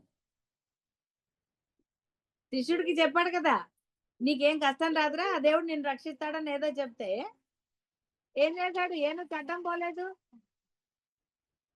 వచ్చి అన్నాడా గురువుని, నీ వల్లే నాకు దెబ్బలు తగిలే గురుగా. అదేమిట్రా నేనేం చేశాను మధ్యలో అని. అంటే నువ్వు అన్నావు కదా దేవుడు రక్షిస్తాడు, దేవుడు తలుచుకుంటే అని. ఏం జరిగిందో చెప్పమన్నాడు, చెప్పాడు. ఒరే మరి పైన మామిడి రూపంలో ఉన్న దేవుడు నీకు చెప్పాడు కదరా పక్కకు జరగమని, ఆ మాట ఎందుకు వినలేదు అని అడిగి. ఏంటి కదా, నీకు నియతిలో లేదు, పోనీ నియతిలో ఉందని అనుకుందాం ఒకసారి, కానీ నిన్ను రక్షించాలని ఆయన ముందరే నీకు చెప్పాడు, అక్కర్లేదమ్మా అని. అవునా? కాబట్టి నువ్వేం చేసావు? ప్రయత్నం చేసావు, దానివల్ల అనుభవించాల్సి వచ్చింది. చివరికి ఏం తేలింది? అదేదో ముందరే చేస్తే ఈ కష్టం లేదుగా. పైన హాస్పిటల్ నియతిలో ఉంటేనే కదా నువ్వు ప్రయత్నం చేసి నీతిలో ఉందంటున్నావు. నిన్నెవరు ప్రయత్నం చేయమన్నారు? నిన్నెవరు టెన్షన్ పడమన్నారు? నాకు ఏదో ఉంది, లేదు చూపించుకోవాల్సిందే, చేయించుకోవాల్సిందే కదా. నియతిలో ఉన్నా అది మారుద్దామని నీకు చెప్పబడింది. నువ్వు బ్రహ్మం దగ్గర ఉన్నావు కదా, ప్రార్థన చేస్తున్నావు, దైవ ప్రార్థనలు చేస్తున్నావు అనుకో, బ్రహ్మాన్ని నమ్మావు, గురువునో నమ్మావు, కాబట్టి నీకు ఇవన్నీ లేకుండా ఉండడానికి నీకు చెప్పబడింది. అయినా ప్రయత్నం చేసావు. బ్రహ్మనీతిలో ఉందే అనుకుందాం, పోనీ నీ కోరిక నేనెందుకు కాదనాలి, కానీ నీకు రక్షించడానికి ముందే చెప్పబడింది, అక్కర్లేదు అని పారాయణాలు చేసుకున్నావు కదా. చేసిన నీ ఆందోళన తగ్గిందా? మరి తగ్గకపోవడం వల్ల ఇవన్నీ జరిగాయి. ఇప్పుడు నువ్వు అది బ్రహ్మనీతిలో ఉందనుకున్నా లేదనుకున్నా అనుభవించాక ఏమనుకుంటే మటుకు ఏం లాభం? అక్కడ అతనికి ఏది లేదు కాబట్టి చెప్పబడలేదు. అతను ప్రయత్నం చేశాడు, వెళ్ళాడు, ఏమీ దొరకలేదు, వెనక్కి వచ్చాడు. పెళ్ళయింది, మళ్ళీ వెళ్ళాడు, మళ్ళీ ప్రయత్నం చేశారు, వెళ్ళారు, కానీ దొరకలేదు, మళ్ళీ వచ్చారు. ఇప్పుడు అక్కడ బ్రహ్మనైతే ఇంకోట ఎందుకు నీకు? వాడు అజ్ఞాని, నేనుతో ఉన్నాడు, నేనుతో ఉన్న వాడి గురించి నీకెందుకు? నువ్వు మరి బ్రహ్మాన్ని నమ్మే నువ్వేం చేసావో తెలుసుకో ఫస్ట్. అజ్ఞాని గురించి ఎందుకమ్మా నీకు బాధ? నిన్నటి నుంచి అజ్ఞాని గురించి ఆలోచించకు.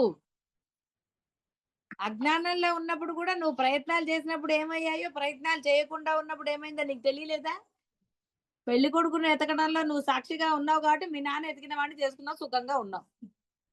అదే నువ్వు నాకు ఇలాంటి వాడే కావాలి అలా, అదే నువ్వు ఏమన్నా లిటిగేషన్లు పెట్టావనుకో, ఏదో అంటారు కదా అత్తమామలు ఉండకూడదు, ఏదో చేయకూడదు అని, ఇప్పుడు ఏవో రీల్స్ లో వస్తూ ఉంటాయి కదా, అలా ఏమన్నా ఇవి పెట్టావనుకో, ఇగో చీమ బయట నువ్వా నువ్వు బ్రహ్మంలో ఉన్నావు, గురువుని నమ్మానన్నావు, బ్రహ్మమే ఉందన్నావు, మరేం చేసావు? అనవసరంగా అనుభవించావు కదా. సరే ఏదైతేనే, అనవసరంగా అనుభవించాక ప్రశాంతత ఎందుకు? అనుభవించక ముందు ప్రశాంతంగా ఉండండి మొర్రు అంటుంటే, కాదు నేను అనుభవిస్తాను అంటే ఏం చేస్తావు? అనవసరంగానే అనుభవించావు కదా. అంటే అనవసరంగా అనుభవించాక ప్రశాంతత ఎందుకండి? హాయిగా వాళ్ళు వండి పెడుతున్నారు, శుభ్రంగా తినండి అంటే కూర తరగనా, అది తరగనా, ఇది తరగనా అంటావు ఎందుకు? హాయిగా సుఖంగా సాధన చేసుకోండి అంటే పనులు కల్పించుకుంటారు. ఎవరైనా చేస్తారు? అదే తృప్తి అంటే, చూసావా తృప్తి ఎన్ని రకాలు, చేస్తేనే తృప్తి అంటారు కొంత. అలాంటి వాళ్ళకి హాయిగా కూర్చోవటమే తృప్తి. అవసరం అయినప్పుడు చేస్తాను, లేకపోతే కూర్చోవటం పరమ తృప్తి. హాయిగా అలా ఉండండి. ఎందుకంటే అనవసరంగా కష్టపడతాం. కష్టపడాల్సి వచ్చినప్పుడు ఎలాగూ కష్టపడాలి. అక్కర్లేనప్పుడు ఎందుకు? ఇప్పుడు బాగా అర్థమైందా? అజ్ఞాని గురించి ఎప్పుడు చింతించదు. ఆయనకు బ్రహ్మం తెలీదు, అజ్ఞానులకు బ్రహ్మము తెలీదు, దేవుడు తెలీదు. కొంతమంది దేవుడిని నమ్ముతారు, వాళ్ళ పరిస్థితి వేరుగా ఉంటుంది. మళ్ళీ అక్కడ యద్భావం తద్భావం జరుగుతుంటే వాడు ఏమనుకున్నాడో నాకేం తెలుసు, నాకు కూడా తెలీదు. ఏదో ఎవరో చెప్పగా విన్నాను కాబట్టి అన్నాను, ఏదో ఉదాహరణగా మీకు చెప్పా. వాడు ప్రయత్నం చేసినా వాడికి లభించలేదు అని.